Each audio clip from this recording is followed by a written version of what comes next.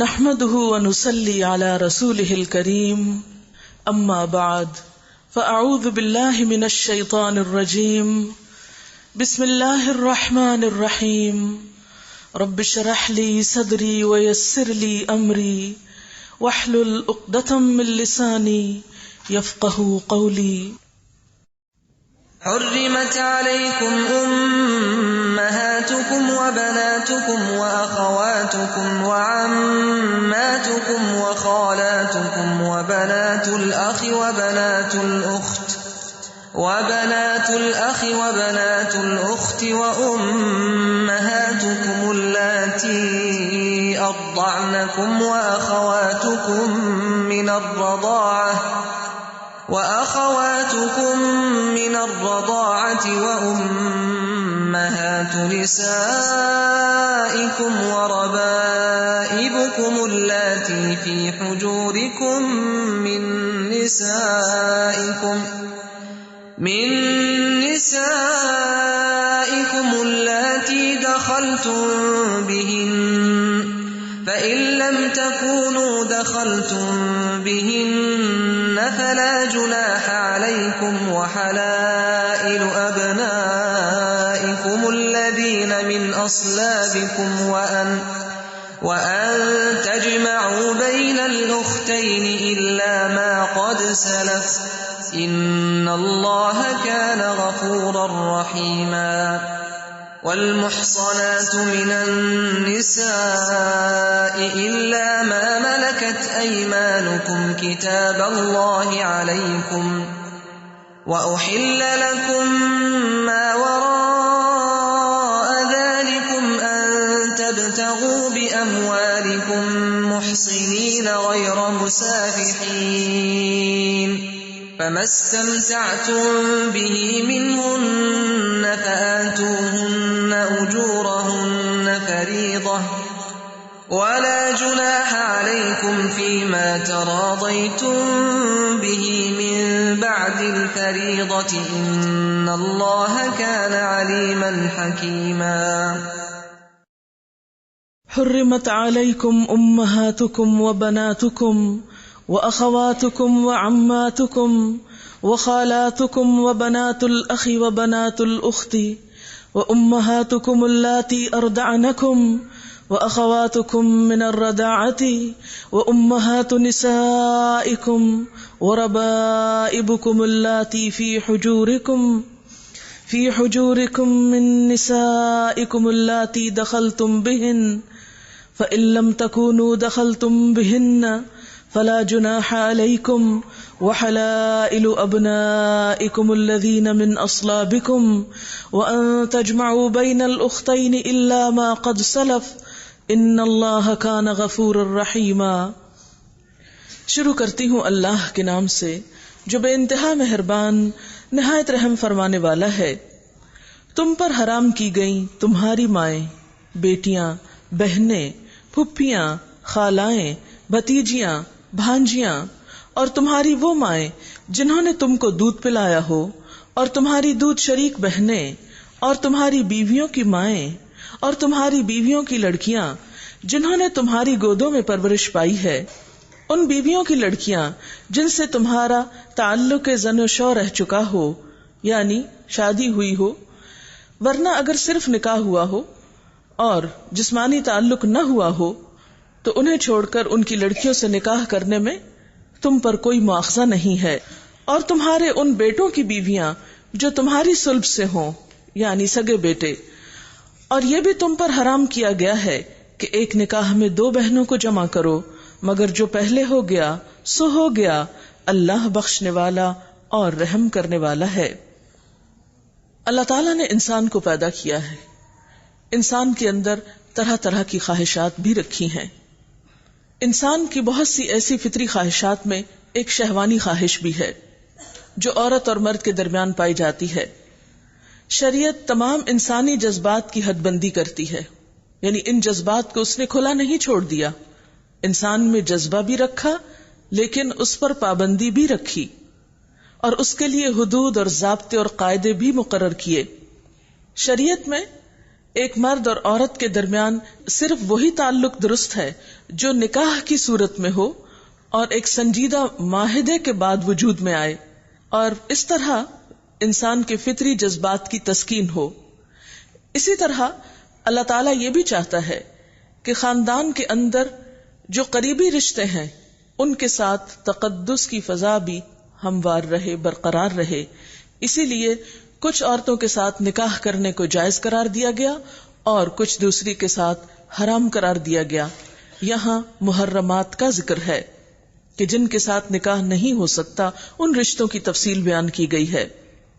والمحصنات من النساء الا ما ملكت ايمانكم كتاب الله عليكم واحل لكم ما وراء ذلكم ان تبتغوا باموالكم محسنين غير مسافحين، اور وہ عورتیں بھی تم پر حرام ہیں جو کسی دوسرے کے نکاح میں ہوں۔ محصنات، البتہ ایسی عورتیں اس سے مستثنا ہیں جو جنگ میں تمہارے ہاتھ آئیں۔ یہ اللہ کا قانون ہے جس کی پابندی تم پر لازم کر دی گئی ہے، یعنی جہاد میں قید ہونے والی عورتیں جب اسلامی حکومت ایک شرعی طریقے سے جائز قانون کے مطابق انہیں تقسیم کرے، جنہیں عام اصطلاح میں لونڈیاں کہا جاتا ہے۔ اگر ایسی عورتیں اپنے ملک میں اپنے مذہب میں پہلے سے شادی شدہ بھی ہوں تو مسلمانوں کی ملکیت میں آنے کے بعد وہ شادی خود بخود ختم ہو جائے گی اور ان کے ساتھ تعلق درست ہوگا، لیکن یہ سب ایک قانون کے تحت ہوگا، ہر شخص اپنی مرضی اس میں نہیں کر سکتا۔ ان کے ماں سوا جتنی عورتیں ہیں انہیں اپنے اموال کے ذریعے سے حاصل کرنا تمہارے لیے حلال کر دیا گیا ہے، بشرطے کہ حصار نکاح میں ان کو محفوظ کرو، نہ یہ کہ آزاد شہوت رانی کرنے لگو، یعنی مال کے ذریعے، مراد یہ کہ مہر ادا کر کے باقاعدہ نکاح ہو، صرف مال کے ذریعے زنا نہ ہو۔ پھر جو ازدواجی زندگی کا لطف تم ان سے اٹھاؤ اس کے بدلے ان کے مہر بطور فرض کے ادا کرو، البتہ مہر کی قرارداد ہو جانے کے بعد آپس کی رضامندی سے تمہارے درمیان اگر کوئی سمجھوتا ہو جائے تو اس میں کوئی حرج نہیں، اللہ علیم اور دانا ہے۔ اور جو شخص تم میں سے اتنی قدرت نہ رکھتا ہو کہ خاندانی مسلمان عورتوں یعنی محصنات سے نکاح کر سکے، اسے چاہیے کہ تمہاری ان لونڈیوں میں سے کسی کے ساتھ نکاح کر لے جو تمہارے قبضے میں ہو اور مومن ہو۔ اللہ تمہارے ایمانوں کا حال خوب جانتا ہے، تم سب ایک ہی گروہ کے لوگ ہو۔ یعنی لونڈی بظاہر حیثیت میں کم نظر آتی ہے، لیکن انسان ہونے کی حیثیت سے وہ بھی عزت کا مقام رکھتی ہے، سب آدم ہی کی اولاد ہیں، لہذا ان کے سرپرستوں کی اجازت سے ان کے ساتھ نکاح کر لو، یعنی لونڈیوں سے نکاح کرتے وقت ان کے سرپرست سے اجازت لی جائے گی، جیسے ایک آزاد عورت سے نکاح کرتے وقت اس کے ولی کی اجازت ضروری ہے۔ اور معروف طریقے سے ان کے مہر ادا کر دو تاکہ وہ حصار نکاح میں محفوظ ہو کر رہیں، آزاد شہوت رانی نہ کرتی پھریں، یعنی لونڈیوں کے ساتھ بھی زنا کی اجازت نہیں ہے، اور نہ چوری چھپے آشنائیاں کریں یعنی دوستیاں کریں۔ اسلام میں ایک مرد اور عورت کا تعلق یا تو نکاح کے حصار میں ہوگا یا پھر وہ محرمات کا تعلق ہوگا کہ جس میں نکاح ہو نہیں سکتا، اس کے علاوہ تیسرا کسی قسم کا تعلق جائز نہیں، یعنی چھپی دوستی اسلام میں درست نہیں، اسے خواہ کتنا ہی خوبصورت نام کیوں نہ دیا جائے۔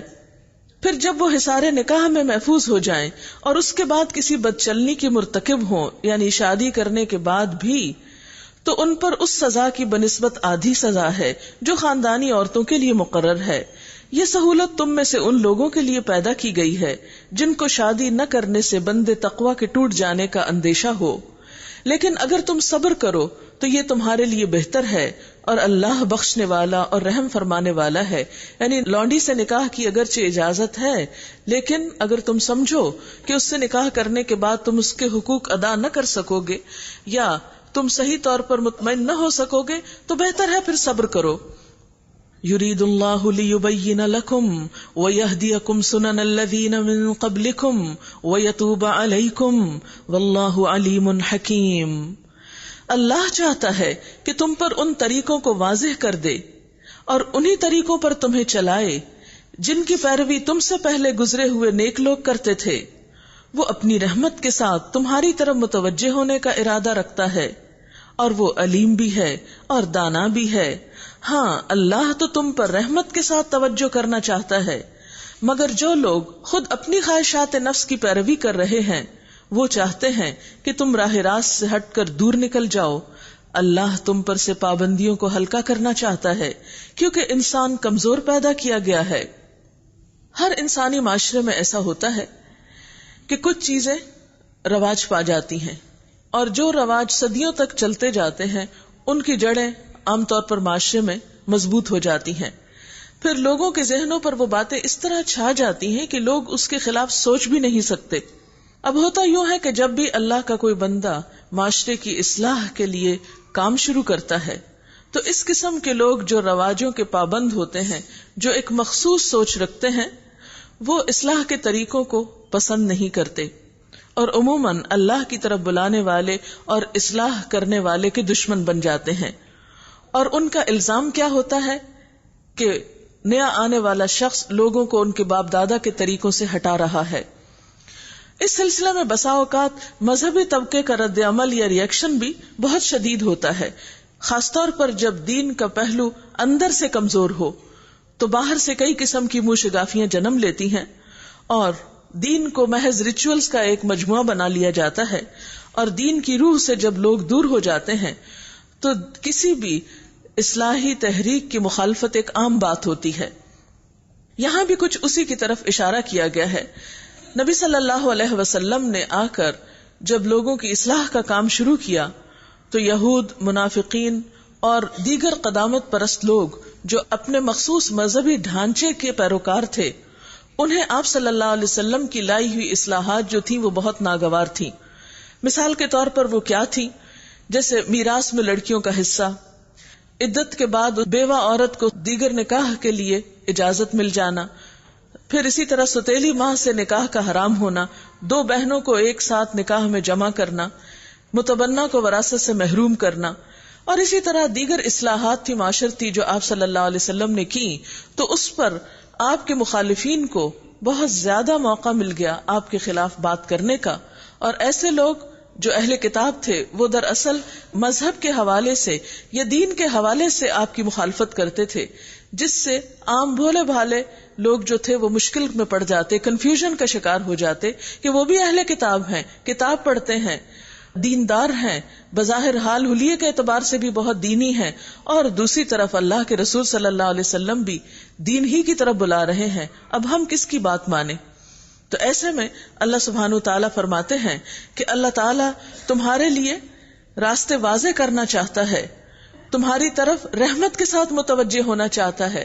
نبی اکرم صلی اللہ علیہ وسلم جو نئی اصلاحات لے کر آئے ہیں یہ دراصل اللہ کی رحمت ہے تمہارے لیے، کیونکہ آپ آخری نبی بھی ہیں، دین آپ پر مکمل ہونا ہے.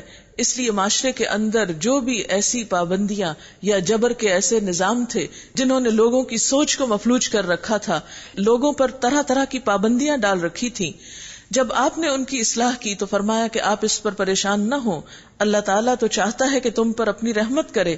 مگر جو لوگ اپنی خواہشات نفس کی پیروی کرتے ہیں، یعنی خواہشات نفس کی پیروی کیا ہے؟ عام رسم و رواج کی پیروی کرنا.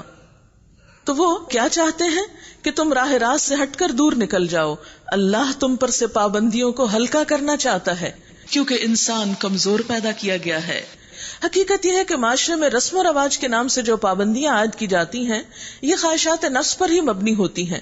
مثلا اگر ہم اپنے حالات کا جائزہ لیں، شادی کے موقع پر، مرنے کے موقع پر بہت سی ایسی رسمیں ہیں جن کی ایک لمبی فہرست گنوائی جا سکتی ہے، جن کا دین سے کوئی تعلق نہیں، جس میں وقت کا ضیاع بھی ہے، پیسے کا ضیاع بھی ہے، لیکن اس کے باوجود لوگ ان چیزوں کو چھوڑنا نہیں چاہتے.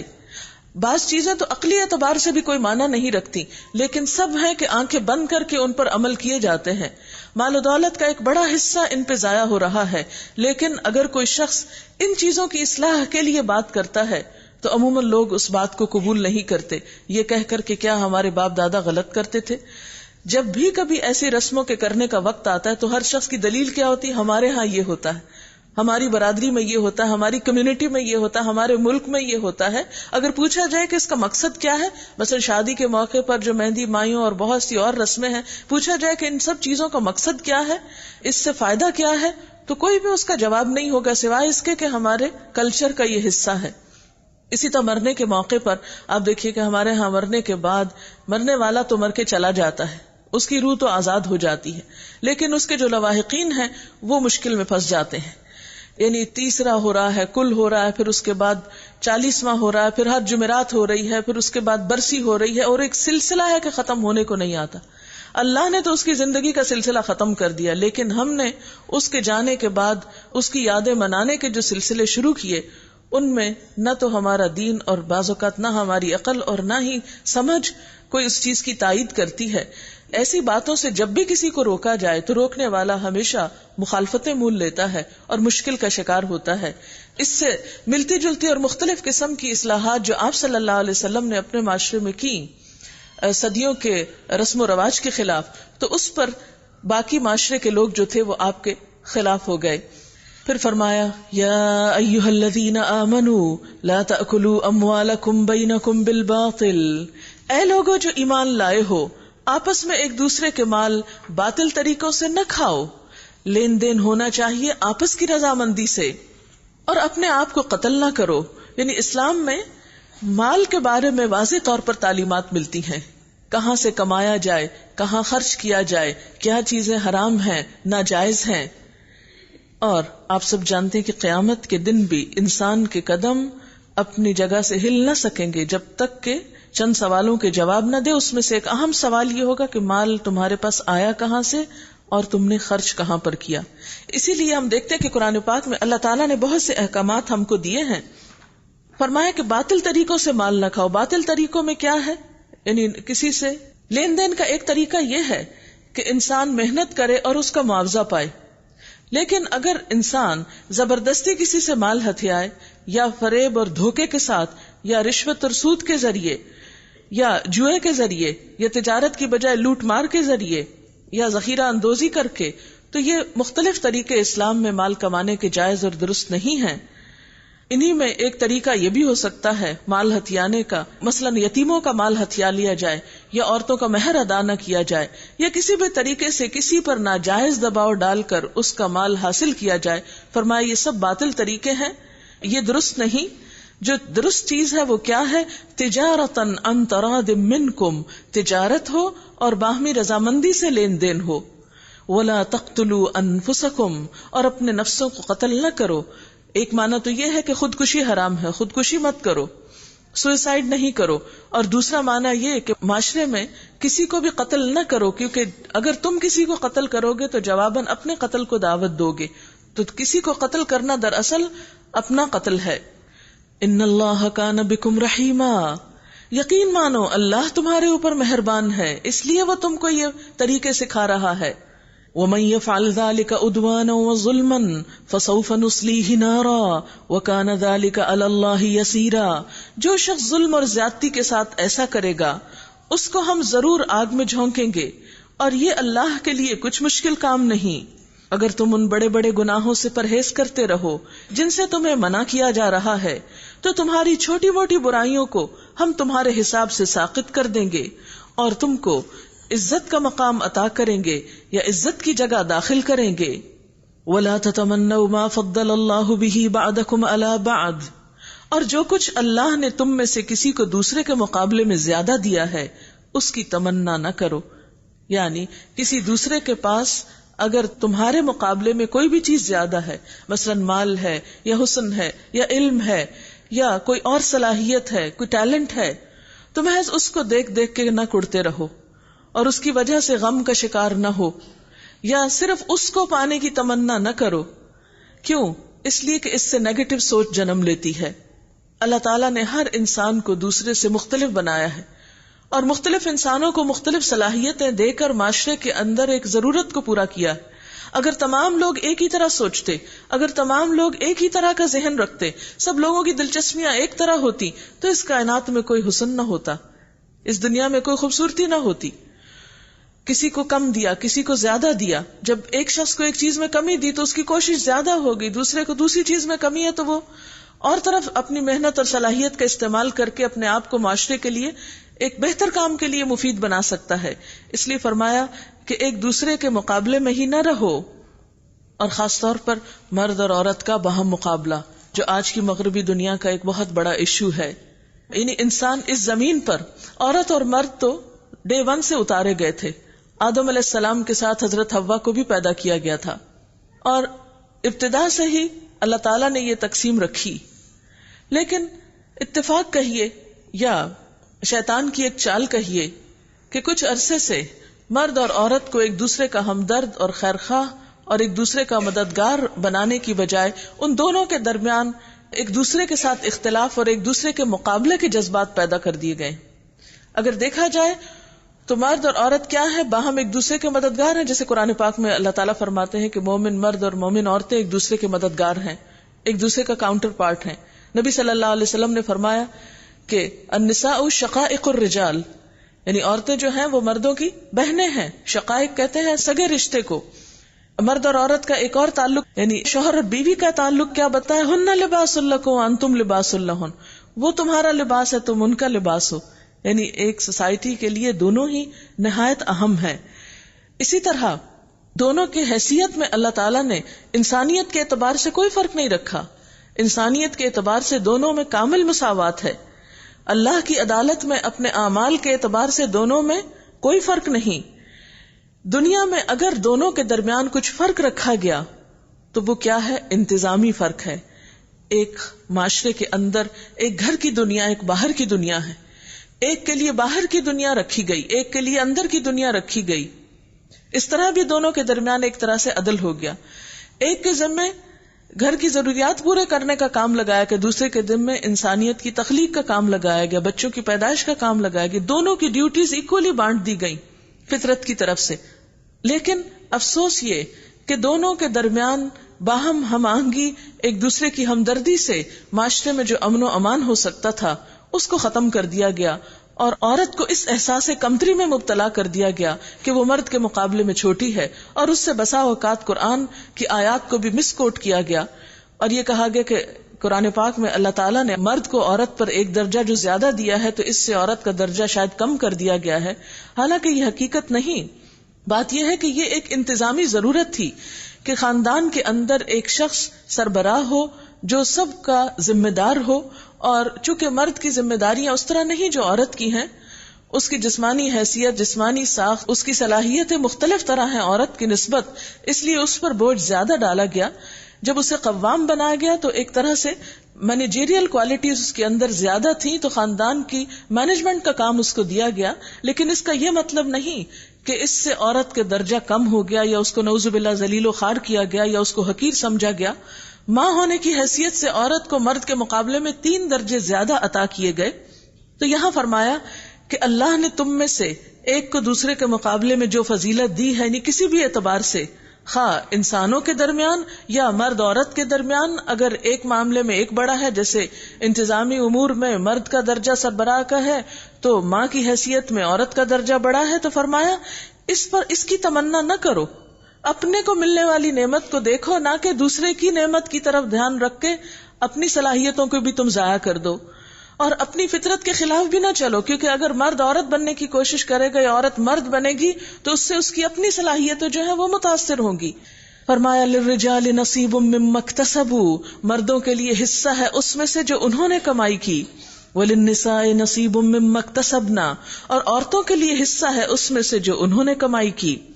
یعنی اللہ کے ہاں اعمال کے اعتبار سے، عبادات کے اعتبار سے، نیک کاموں میں کوشش کے اعتبار سے ہر ایک کو اس کی کوشش کے مطابق جزا ملے گی.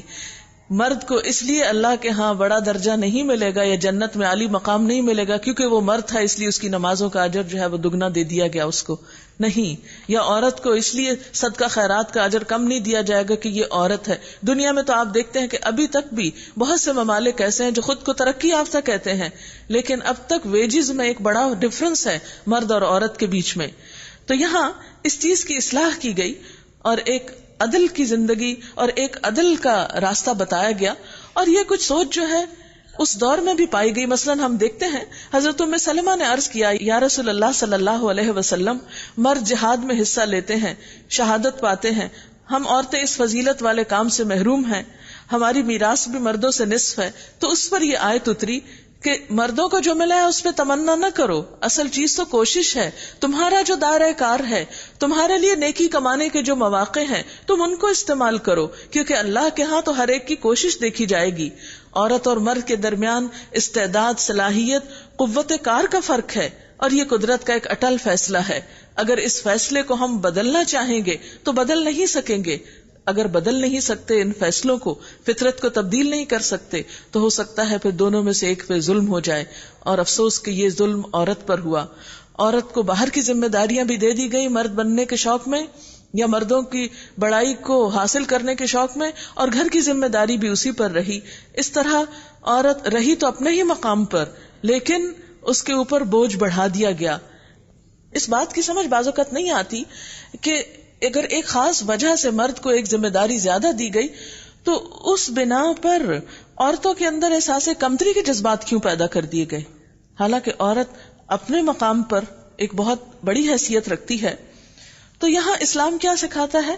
اتنی پازیٹو سوچ یہاں دی گئی ہے کہ تم مردوں والے کام کرنے یا مرد بننے کے شوق میں اپنا وقت ضائع نہ کرو، اپنی صلاحیتیں استعمال کر کے نیک عمل میں دوڑ لگاؤ. بعض عورتیں ایسی ہیں جو اجر و ثواب کے اعتبار سے مردوں سے بھی کہیں آگے نکل جائیں گی، کیونکہ مرد جو کچھ باہر کرتے ہیں جا کے نیکی کے کام، اگر ایک عورت اپنے فرائض نبھا رہی ہے تو وہ اجر بھی پائے گی اور اپنی ذمہ داریوں کا اجر بھی پائے گی. جیسے مثلاً وراثت میں سے اسے جو ملتا ہے وہ اس کا اپنا ہے، اور شوہر بھی جو دیتا ہے وہ اس کا اپنا ہے، لیکن اسے خرچ کرنے کی کوئی ذمہ داری نہیں دی گئی. اس کے برعکس مرد اگر لیتا ہے تو اس کو خرچ بھی کئی گنا عورت کی نسبت زیادہ کرنا پڑتا ہے، اور اس کے بارے میں اس سے پوچھا بھی جائے گا. عورت اگر وہ مال کسی کو نہیں دیتی تو اس سے پوچھ نہیں ہوگی، لیکن مرد سے پوچھ ہوگی کہ اس نے بیوی کے حقوق کیوں نہیں ادا کیے، بچوں کے حقوق کیوں نہیں ادا کیے، ماں باپ کا اور رشتہ داروں کا خیال کیوں نہیں رکھا. اس لیے فرمایا وَلَا تَتَمَنَّوْا مَا فَضَّلَ اللَّهُ بِهِ بَعْضَكُمْ عَلَى بَعْضٍ للرجال نصیب مما اکتسبوا وللنساء نصیب مما اکتسبن واسألوا اللہ من فضلہ. اللہ سے اس کا فضل مانگو، دوسرے کی ذمہ داریاں مانگنے کی بجائے اللہ سے اس کا فضل مانگو. ان اللہ کان بکل شیء علیما، بے شک اللہ ہر چیز کو جاننے والا ہے. اس نے اپنے علم کی بنا پر یہ فرق قائم کیا ہے، دونوں کو انسان ہونے کے باوجود مختلف بنایا ہے. اور ہم نے ہر اس ترکے کے حقدار مقرر کر دیے ہیں جو والدین اور رشتہ دار چھوڑیں. اب رہے وہ لوگ جن سے تمہارے عہد و پیمان ہوں تو ان کا حصہ انہیں دو، یقیناً اللہ ہر چیز پر نگران ہے. الرجال قوامون علی النساء بما فضل اللہ بعضهم علی بعض وبما انفقوا من اموالہم. مرد عورتوں پر قوام ہیں. اب اس کی بہت ڈیٹیل ہے، اس پر کیسٹ موجود ہے، جن کو زیادہ دلچسپی ہو اس موضوع سے، مردوں کی ذمہ داریوں سے متعلق، تو وہ یہ سن سکتے ہیں. اس بنا پر کہ اللہ نے ان میں سے ایک کو دوسرے پر فضیلت دی، اور اس بنا پر کہ مرد اپنے مال خرچ کرتے ہیں. یہاں فضیلت سے مراد کیا ہے؟ جسمانی فضیلت یا جسمانی طور پر زیادہ اسٹرانگ ہونا، یا ان مشکلات سے پاک ہونا جو عام طور پر عورت کو ولادت کے مرحلے سے پہلے اور بعد میں پیش آتی ہیں. اور دوسری بات یہ ہے کہ مرد مال خرچ کرتے ہیں، اور ویسے بھی مال خرچ کرنے والوں کا اجر اور ثواب اور مرتبہ عموماً بھی بڑا ہے. تو گھر کی زندگی میں بھی چونکہ مرد مال لگاتا ہے، اس لیے اس کو یہ حیثیت دی گئی ہے. بس جو نیک عورتیں ہوتی ہیں وہ اطاعت شار ہوتی ہیں، یعنی وہ اپنے شوہروں کی بات مانتی ہیں. مردوں کے پیچھے اللہ کی حفاظت و نگرانی میں ان کے حقوق کی حفاظت کرتی ہیں، یعنی اپنی ذات میں خیانت نہیں کرتی، شوہر کے حقوق میں خیانت نہیں کرتی. اور جن عورتوں سے تمہیں سرکشی کا اندیشہ ہو انہیں سمجھاؤ. کون سی سرکشی کا؟ یعنی خصوصی طور پر ازدواجی حقوق میں خیانت کا.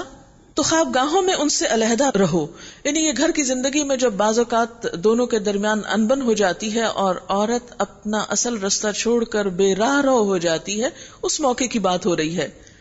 اور جن عورتوں سے تمہیں سرکشی کا اندیشہ ہو انہیں سمجھاؤ، یعنی پہلا موقع کیا ہے؟ انہیں سمجھاؤ. اگر نہ سمجھے تو خواب گاہوں میں ان سے علیحدہ رہو، یعنی بستر الگ کر لو، شاید بے رخی سے سمجھ جائیں. اور اگر کوئی عورت کسی طرح بھی ماننے کو تیار نہیں اور غلط روش چھوڑنے کو تیار نہیں تو وَاضْرِبُوهُنَّ، انہیں مارو. یہ مارنے کی بات جو ہے یہ آخری سٹیج ہے، بالکل ایسے ہی جیسے ایک بیماری عام طور پر معمولی علاج سے ٹھیک نہ ہو تو آخری درجے پر آپریشن کرنا پڑتا ہے، اسی طرح یہاں بھی یہ آخری درجے کے طور پر جیسے کسی کو الیکٹرک شاکس لگتے ہیں تو ایک شاک لگانے کے لیے جب حضرت عبداللہ بن عباس سے پوچھا گیا کہ کس چیز سے مارا جائے، یہ کتنا مارنے کی اجازت ہے، فرمایا جیسے ایک مسواک، یعنی یہ نہیں کہ بڑا ڈنڈا اٹھا کے یا کوئی کوڑا اٹھا کے یا درہ اٹھا کے تو پٹائی شروع کر دو یا جوتوں سے پیٹو، ایسی بات نہیں کہی گئی. بعض اوقات ایسا ہوتا ہے کہ سمجھانے کے باوجود، بے رخی کے باوجود اگر کوئی نہیں سمجھتا، کیونکہ سب انسان برابر نہیں ہوتے، تو زیادہ شوق لگانے کی ضرورت ہوتی ہے کیونکہ یہ چیز عورت کے اوپر بہت بھاری ہوتی ہے، صنف نازک جو ہے. اب آپ دیکھیں کہ اس کے ساتھ ہی آپ صلی اللہ علیہ وسلم نے یہ بھی بتایا کہ چہرے پہ نہیں مار سکتے اور ایسی مار نہیں مار سکتے جس سے نشان رہ جائے. تو یہ مارنا بھی ایسا نہیں ہے کہ جس کو ہم نے مارنا سمجھ لیا، اور اس آیت کو بھی عموماً خواتین کو اسلام کے خلاف بھڑکانے کے لیے استعمال کیا جاتا ہے. تو بی کیئرفل. اللہ تعالیٰ کا کوئی بھی فیصلہ ایسا نہیں کہ جس کے پیچھے کوئی حکمت نہ ہو. اور ایمان کے بعد تو ہمارے قول کیا ہونا چاہیے؟ سمعنا و اطعنا، ہم نے سنا اور اطاعت کی. اور یہ نہیں کہ یہ کوئی عام ایسا موقع ہے. آپ صلی اللہ علیہ وسلم نے کبھی کسی عورت پر ہاتھ نہیں اٹھایا. آپ کی ایک نہیں کئی ازواج مطہرات تھیں، کسی ایک نے بھی نہیں کہا کہ آپ صلی اللہ علیہ وسلم نے ہمیں ڈانٹا ہو یا سخت لہجے میں بات کی ہو. مارنا تو دور کی بات، آپ صلی اللہ علیہ وسلم نے یہ بھی فرمایا وَلَن يَضْرِبَ خِيَارُكُمْ، تم میں اچھے لوگ کبھی بھی نہیں ماریں گے، ہرگز نہیں ماریں گے. پھر فرمایا پھر اگر وہ تمہاری مطیع ہو جائیں تو خواہ ان پر دست درازی کے لیے بہانے تلاش نہ کرو، یقین رکھو اوپر اللہ موجود ہے جو بڑا اور بالا تر ہے. اور اگر تم لوگوں کو کہیں میاں اور بیوی کے تعلقات بگڑ جانے کا اندیشہ ہو تو ایک حکم مرد کے رشتہ داروں میں سے اور ایک عورت کے رشتہ داروں میں سے مقرر کرو، وہ دونوں اصلاح کرنا چاہیں گے تو اللہ ان کے درمیان موافقت کی صورت نکال دے گا. اللہ سب کچھ جانتا اور باخبر ہے. یہ حکم کیوں مقرر کیے جائیں؟ ہوتا یہ ہے کہ جب دو لوگوں کے درمیان کوئی اختلاف شروع ہوتا ہے تو دونوں کا ذہن ایک دوسرے کے لیے باعث ہو جاتا ہے، پھر وہ ہر چیز نیگیٹو لے جاتا ہے. یعنی جس کو آپ ناپسند کرتے ہو تو عموماً کیا ہوتا ہے، اس کی اچھی بات بھی آپ کو اچھی نہیں لگتی. تو اللہ تعالیٰ نے خاندانی زندگی کی اصلاح کے لیے کیا حکم دیا کہ پھر باہر کے دو لوگ آ کر ان کے جھگڑے کو سلجھائیں. اور وہ دو کون ہو؟ ایک مرد کے رشتہ داروں میں سے اور ایک عورت کے رشتہ داروں میں سے، تاکہ وہ ٹھنڈے دماغ سے، ٹھنڈے دل سے مسئلے کی حقیقت کو جان کر دونوں کے درمیان صلح کرائیں. وَاعْبُدُوا اللَّهَ وَلَا تُشْرِكُوا بِهِ شَيْئًا وَبِالْوَالِدَيْنِ إِحْسَانًا وَبِذِي الْقُرْبَى وَالْيَتَامَى وَالْمَسَاكِينِ وَالْجَارِ ذِي الْقُرْبَى وَالْجَارِ الْجُنُبِ وَالصَّاحِبِ بِالْجَنبِ وَابْنِ السَّبِيلِ. اور تم سب اللہ کی بندگی کرو اور اس کے ساتھ کسی کو شریک نہ بناؤ. ماں باپ کے ساتھ نیک برتاؤ کرو. یہاں حقوق اللہ اور حقوق العباد کے درمیان بہترین تناسب پایا جاتا ہے. اللہ تعالیٰ نے اپنا حق کیا بتایا؟ ایک طرف تو اس کی عبادت کرو اور دوسری طرف اس کے ساتھ کسی اور کو شریک نہ ٹھہراؤ. یہ ہے اللہ کا حق. اگر کوئی شخص اللہ کی عبادت بھی کرتا ہے اور ساتھ شرک بھی کرتا ہے تو وہ اپنی عبادت کو بھی ضائع کر رہا ہے. تو اللہ تعالیٰ کا بنیادی حق کیا ہے؟ عبادت کے ساتھ ساتھ شرک سے کلی طور پر پرہیز. اور اس کے بعد سارے حقوق تو انسانوں کے بتائے گئے. اس سے آپ دیکھیے کہ ہمارا دین انسانوں کی کس قدر خیر خواہی چاہتا ہے. اور انسانوں میں سے سب سے پہلا حق والدین کا.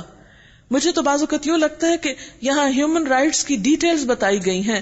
جو UN کے بھی جو ہیومن رائٹس کا چارٹ ہے اس میں بھی پوری طرح یہ ڈیٹیلز نہ ملتی ہیں اور بعض اوقات بعد میں بہت کچھ ایڈ کیا گیا ہے. انسانوں کے حق دینے میں سب سے پہلے تو اس کا دو جو دنیا میں تمہیں لانے کا سبب بنا ہے، جنہوں نے تمہیں پالنے کی تکلیفیں اٹھائی ہیں. ان کو بھول کر تم باقی دنیا کے خیر خواہ بنو گے، یہ کس قسم کی خیر خواہی ہے؟ وَبِالْوَالِدَيْنِ إِحْسَانًا.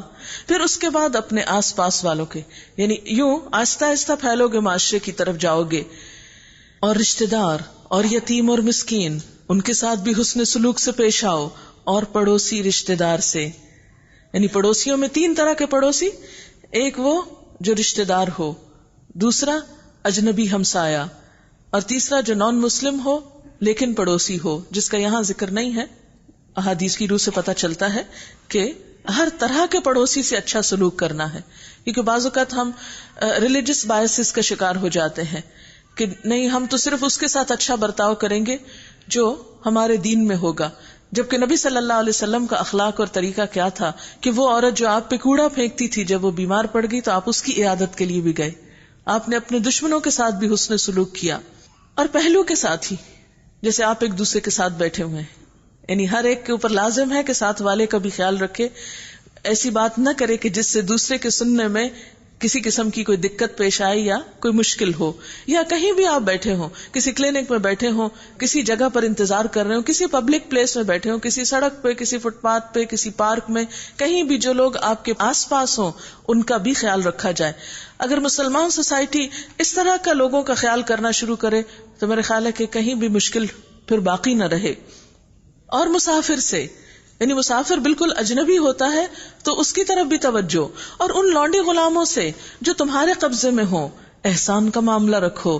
یقین جانو اللہ کسی ایسے شخص کو پسند نہیں کرتا جو اپنے پندار میں مغرور ہو اور اپنی بڑائی پہ فخر کرے، یعنی جسے اپنی ذات کے سوا کوئی اور نظر نہ آتا ہو. جو انسان انسانوں کی محبت میں جیتا ہے وہ اپنے آپ کو تو بھول سکتا ہے مگر دوسروں کے بارے میں بے نیاز نہیں ہو سکتا، اور اسی چیز سے تکبر کا خاتمہ ہوتا ہے. تکبر کس چیز کا نام ہے؟ لوگوں کو حقیر سمجھنا، حق کا انکار کرنا. اور لوگوں کو حقیر سمجھنے میں سب سے پہلی بات کیا آتی ہے کہ ان کا حق دینے کا سوچنا ہی نہیں، صرف اپنے ہی حق کی ہمیشہ فکر ہو. اور ایسے لوگ بھی اللہ کو پسند نہیں جو کنجوسی کرتے ہیں، بخل کرتے ہیں اور دوسروں کو بھی بخل کی ہدایت دیتے ہیں، نہ خود خرچ کرتے ہیں اور اگر بنک پڑ جائے کوئی اور خرچ کر رہا ہے تو اس کو بھی روکتے ہیں، اور جو کچھ اللہ نے اپنے فضل سے انہیں دیا ہے اسے چھپاتے ہیں، یعنی ظاہر ہی نہیں کرتے اپنی نعمتوں کو کہ کوئی مانگ ہی نہ بیٹھے، کوئی آس ہی نہ لگا رکھے. ایسے کافر نعمت لوگوں کے لیے ہم نے رسوا کن عذاب مہیا کر رکھا ہے. یہ کافر نعمت کیوں ہے؟ نعمت کو چھپانا بھی تو کفران نعمت میں آتا ہے. اور وہ لوگ بھی اللہ کو ناپسند ہیں جو اپنا مال محض لوگوں کو دکھانے کے لیے خرچ کرتے ہیں، یعنی ویسے بخل کرتے ہیں لیکن جہاں ناموری اور شہرت کی بات ہو وہاں خوب خرچ کرتے ہیں، اور در حقیقت نہ اللہ پر ایمان رکھتے ہیں نہ روز آخرت پر. سچ یہ ہے کہ شیطان جس کا دوست ہوا اسے بہت ہی بری رفاقت میسر آئی. آخر ان لوگوں پہ کیا آفت آ جاتی اگر یہ اللہ اور روز آخر پر ایمان رکھتے اور جو کچھ اللہ نے دیا ہے اس میں سے خرچ کرتے. اگر یہ ایسا کرتے تو اللہ سے ان کی نیکی کا حال چھپا نہ رہ جاتا. اللہ کسی پر ذرہ برابر بھی ظلم نہیں کرتا. اگر کوئی ایک نیکی کرے تو اللہ اسے دو چند کرتا ہے، دگنا کرتا ہے، بڑھا دیتا ہے، اور پھر اپنی طرف سے بڑا اجر عطا کرتا ہے. پھر سوچو اس وقت یہ کیا کریں گے جب ہم ہر امت میں سے ایک گواہ لائیں گے اور ان لوگوں پر تمہیں یعنی حضور صلی اللہ علیہ وسلم کو گواہ کی حیثیت سے کھڑا کریں گے. اس وقت وہ سب لوگ جنہوں نے رسول صلی اللہ علیہ وسلم کی بات نہ مانی اور آپ کی نافرمانی کرتے رہے. اب یہاں یہ آیت بہت سخت ہے کہ جو رسول صلی اللہ علیہ وسلم کی نافرمانی کرتے رہے، کیونکہ ہمارے یہاں عام ٹرینڈ یہ بھی پایا جاتا ہے جو قرآن میں ٹھیک ہے وہ لے لیں گے لیکن حدیث یا سنت اس کی کیا اہمیت ہے. تو ایسے لوگ قیامت کے دن تمنا کریں گے کاش زمین پھٹ جائے اور وہ اس میں سما جائیں، یعنی رسول اللہ صلی اللہ علیہ وسلم کا مقام نہ پہچاننے والے، آپ سے محبت نہ کرنے والے، آپ کی اطاعت نہ کرنے والے، آپ کے طریقوں کو اختیار کرنے کو حقیر سمجھنے والے پھر قیامت کے دن سخت سزا سے دوچار ہوں گے. وَلَا يَكْتُمُونَ اللَّهَ حَدِيثًا، اور وہ اللہ سے کوئی بات چھپا نہ سکیں گے. ایک چھوٹی سی کتاب رسول اللہ صلی اللہ علیہ وسلم کے لیل و نہار، یعنی دن اور رات میں آپ کیا کیا کرتے تھے، اس میں صبح سے لے کر رات تک آپ صلی اللہ علیہ وسلم کے چھوٹے چھوٹے کام جو ہیں، بستر سے اٹھتے ہی کیا کرتے تھے، پھر واش روم میں جاتے ہوئے کیسے داخل ہوتے، باہر کیسے آتے، کھانا کیسے کھاتے. ایسی اور بھی کتابیں ہوں گی اردو انگریزی وغیرہ میں، آپ کوئی بھی لے سکتے ہیں. سنت کی اہمیت پر کیسٹس بھی موجود ہیں. جن لوگوں کو کوئی بھی ڈاؤٹس ہوں کہ سنت کی حیثیت یا حجیت ہے یا نہیں، یا صرف قرآن ہی کافی ہے، تو ان کے لیے پوری قرآن پاک میں جتنی بھی آیات ہیں وہ تمام آیات اور احادیث اور دیگر اقوال کے ذریعے اس بات کو اس میں واضح کیا گیا ہے کہ جس طرح قرآن پاک اہم ہے اسی طرح نبی صلی اللہ علیہ وسلم کی سنت بھی بہت اہم ہے. کیونکہ سنت کو حقیر سمجھنا اور اس کو چھوڑ دینا یہ کوئی معمولی بات نہیں، انسان کی آخرت کی بربادی کا سبب ہو سکتا ہے. پھر فرمایا یا ایھا الذین آمنوا، اے لوگو جو ایمان لائے ہو، جب تم نشے کی حالت میں ہو تو نماز کے قریب نہ جاؤ. نماز اس وقت پڑھنی چاہیے جب تم جانو کہ کیا کہہ رہے ہو، اور اسی طرح جنابت کی حالت میں بھی نماز کے قریب نہ جاؤ. جب تک کہ غسل نہ کر لو، الا یہ کہ راستے سے گزرتے ہو اور کبھی ایسا ہو کہ تم بیمار ہو یا سفر میں ہو، یا تم میں سے کوئی شخص رفع حاجت کر کے آئے، یا تم نے عورتوں سے لمس کیا ہو، اور پھر پانی نہ ملے تو پاک مٹی سے کام لو یعنی تیمم کر لو، اور اس سے اپنے چہروں اور ہاتھوں پر مسح کر لو، بے شک اللہ نرمی سے کام لینے والا اور بخشش فرمانے والا ہے۔ نماز دراصل ایک ایسی عبادت ہے جو پورے شعور کے ساتھ ادا کی جانی چاہیے۔ یہ صرف ظاہری ایکشنز کا نام نہیں ہے، صرف چند الفاظ کے بولنے کا اور چند حرکتیں کرنے کا نام نہیں کہ آپ کبھی کھڑے ہو گئے اور کبھی بیٹھ گئے اور منہ سے کچھ پڑھتے رہے، نہیں، اس میں انسان کے ذہن کو بھی حاضر ہونا چاہیے، اس کی روح کو، اس کے دل کو، سب کے سب کو اللہ تعالیٰ کی طرف متوجہ ہونا چاہیے۔ یہ اسی وقت ہو سکتا ہے جب انسان کی سوچ بھی پاک ہو اور انسان کا جسم بھی پاک ہو۔ صرف سوچ کی پاکیزگی کافی نہیں، جسم کی طہارت بھی ضروری ہے۔ اس کے لیے غسل اور وضو لازم قرار دیا گیا، طہارت کو نصف ایمان کہا گیا۔ لیکن اگر کہیں پانی نہ ہو اور انسان اپنے آپ کو ناپاک پائے تو ایسی صورت میں اللہ کے اس دین اسلام میں سہولتیں بھی ہیں کہ صاف ستھری پاک مٹی سے کام لو اور تیمم کر لو۔ اللہ تعالیٰ نرمی سے کام لینے والا ہے، بخشش فرمانے والا ہے۔ یہی ہمارے دین کا حسن ہے کہ اس میں ریجیڈیٹی نہیں کہ ٹھیک ہے مرو یا جیو، نہانا بھی ضروری ہے اور وضو بھی ضروری ہے۔ تم نے ان لوگوں کو بھی دیکھا جنہیں کتاب کے علم کا کچھ حصہ دیا گیا ہے، وہ خود دلالت کے خریدار بنے ہوئے ہیں، یعنی کتاب اپنے پاس ہے اور گمراہی کے پیچھے بھاگ رہے ہیں۔ بات تو اہل کتاب کی ہے، یہود و نصارہ کی ہے، لیکن ذرا ہم بھی اس آئینے میں خود کو دیکھتے رہیں کہ کتاب ہم میں سے ہر گھر میں موجود ہے، ہمارے پاس محفوظ حالت میں ہے، لیکن اس کو ایک طرف چھوڑ کر ہم دوسرے رستوں پہ جا رہے ہیں اور چاہتے ہیں کہ تم بھی راہ گم کر دو۔ اللہ تمہارے دشمنوں کو خوب جانتا ہے۔ اچھا، یہاں یہ جو لفظ ہے نا اوتو نصیبا من الکتاب، یہ بڑا دلچسپ ہے۔ یعنی کتاب تو سب کے پاس ہے، لیکن اس کا جو حصہ ہے، نصیب جو ہے، یعنی پوری کا پورا ان کو نہیں ملا، بس کچھ حصہ اس میں سے ملا ہے۔ اچھا، ایک حصہ کیا ہے؟ کتاب کا الفاظ ہے، اور دوسرا اس کا فہم اور اس کی روح ہے۔ کچھ لوگوں کو الفاظ مل جاتے ہیں اور کچھ لوگ اس کی روح کو بھی پا لیتے ہیں۔ کتاب کا حق ادا کرنے کا صحیح طریقہ کیا ہے کہ صرف اس کے الفاظ ہی کو نہ جانا جائے، صرف قرات ہی درست نہ ہو، بلکہ اس کے ساتھ ساتھ اس کا مفہوم اور اس کی انڈرسٹینڈنگ بھی ہو۔ واللہ اعلم باعدائکم، اللہ تمہارے دشمنوں کو خوب جانتا ہے اور تمہاری حمایت اور مددگاری کے لیے اللہ ہی کافی ہے۔ جو لوگ یہودی بن گئے ہیں ان میں کچھ لوگ ہیں جو الفاظ کو ان کے محل سے پھیر دیتے ہیں، اصل جگہ سے پھیر دیتے ہیں، اور وہ کہتے ہیں ہم نے سنا اور ہم نے نافرمانی کی، اور سنو نہ سنوائے جاؤ، اور راعنا یعنی راعنا کو اپنی زبانوں کو موڑ کر رعینا کر دیتے ہیں، نعوذ باللہ، جس کا معنی ہے ہمارا چرواہا۔ اور یہ لفظ آپ صلی اللہ علیہ وسلم کے لیے وہ استعمال کرتے تھے، اپنے دل کے حسد اور بغض کو اپنی زبان پر اس طرح موڑ توڑ کر لے آتے۔ حالانکہ اگر وہ کہتے سمعنا و اطعنا اور اسمع اور انظرنا تو یہ انہی کے لیے بہتر تھا اور زیادہ راست بازی کا طریقہ تھا، مگر ان پر تو ان کی باطل پرستی کی بدولت اللہ کی پھٹکار پڑی ہوئی ہے، اس لیے وہ کم ہی ایمان لاتے ہیں۔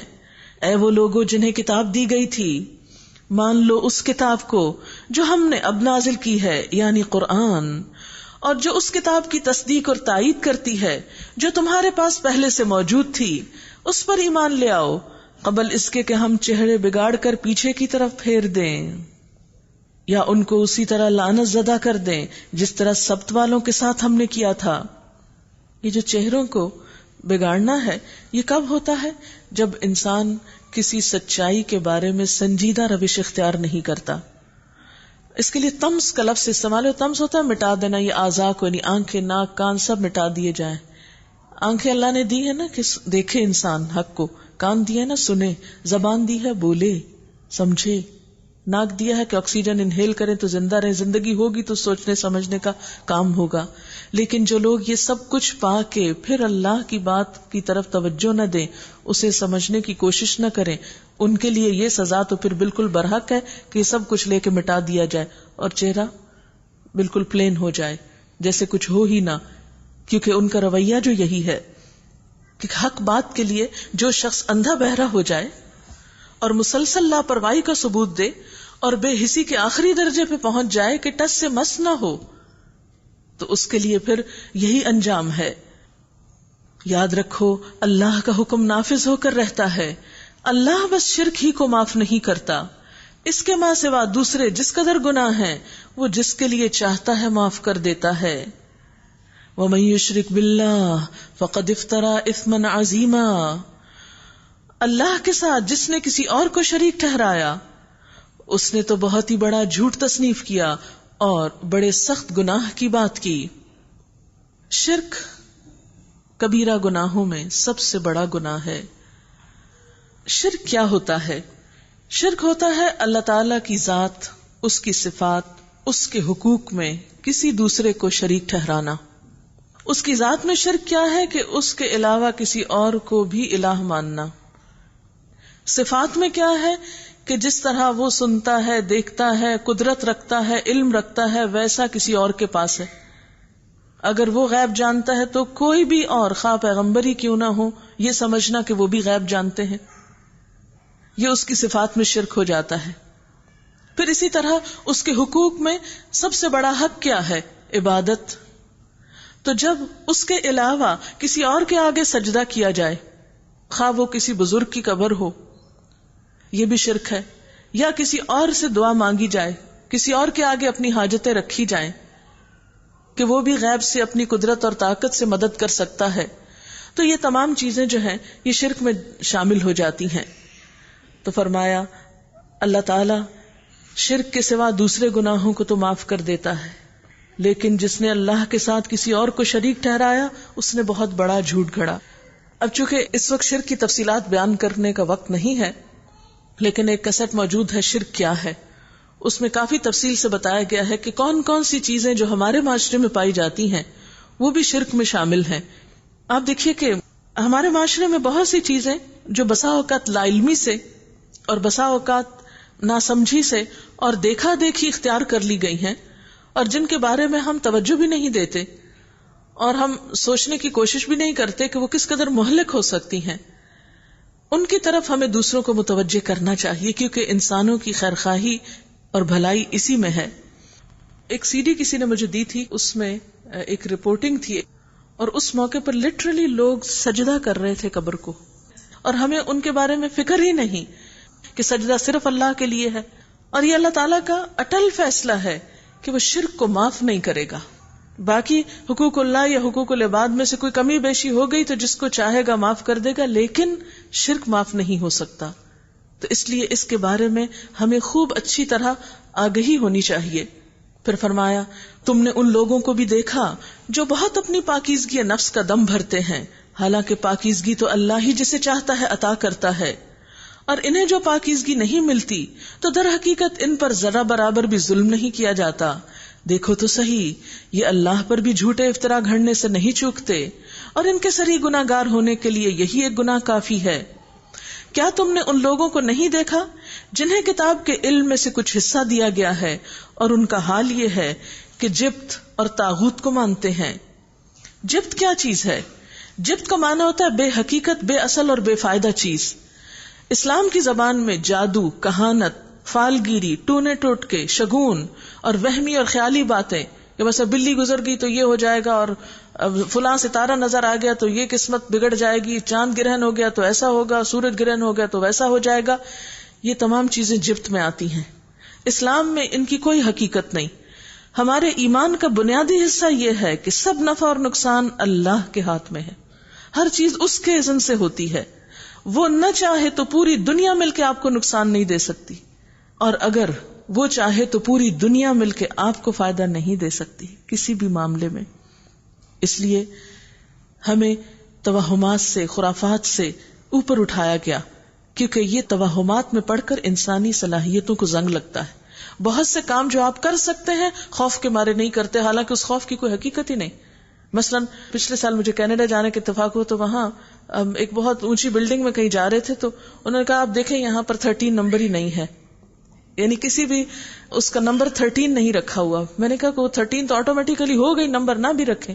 تو میں سوچ رہی تھی کہ اتنے ترقی یافتہ لوگ اور اس طرح کے توہمات میں مبتلا ہیں، تو یہ حقیقت ہے کہ اس کا تعلق پڑھے لکھے ہونے سے نہیں ہے، اس کا تعلق عقیدے سے ہے، ایمان سے ہے.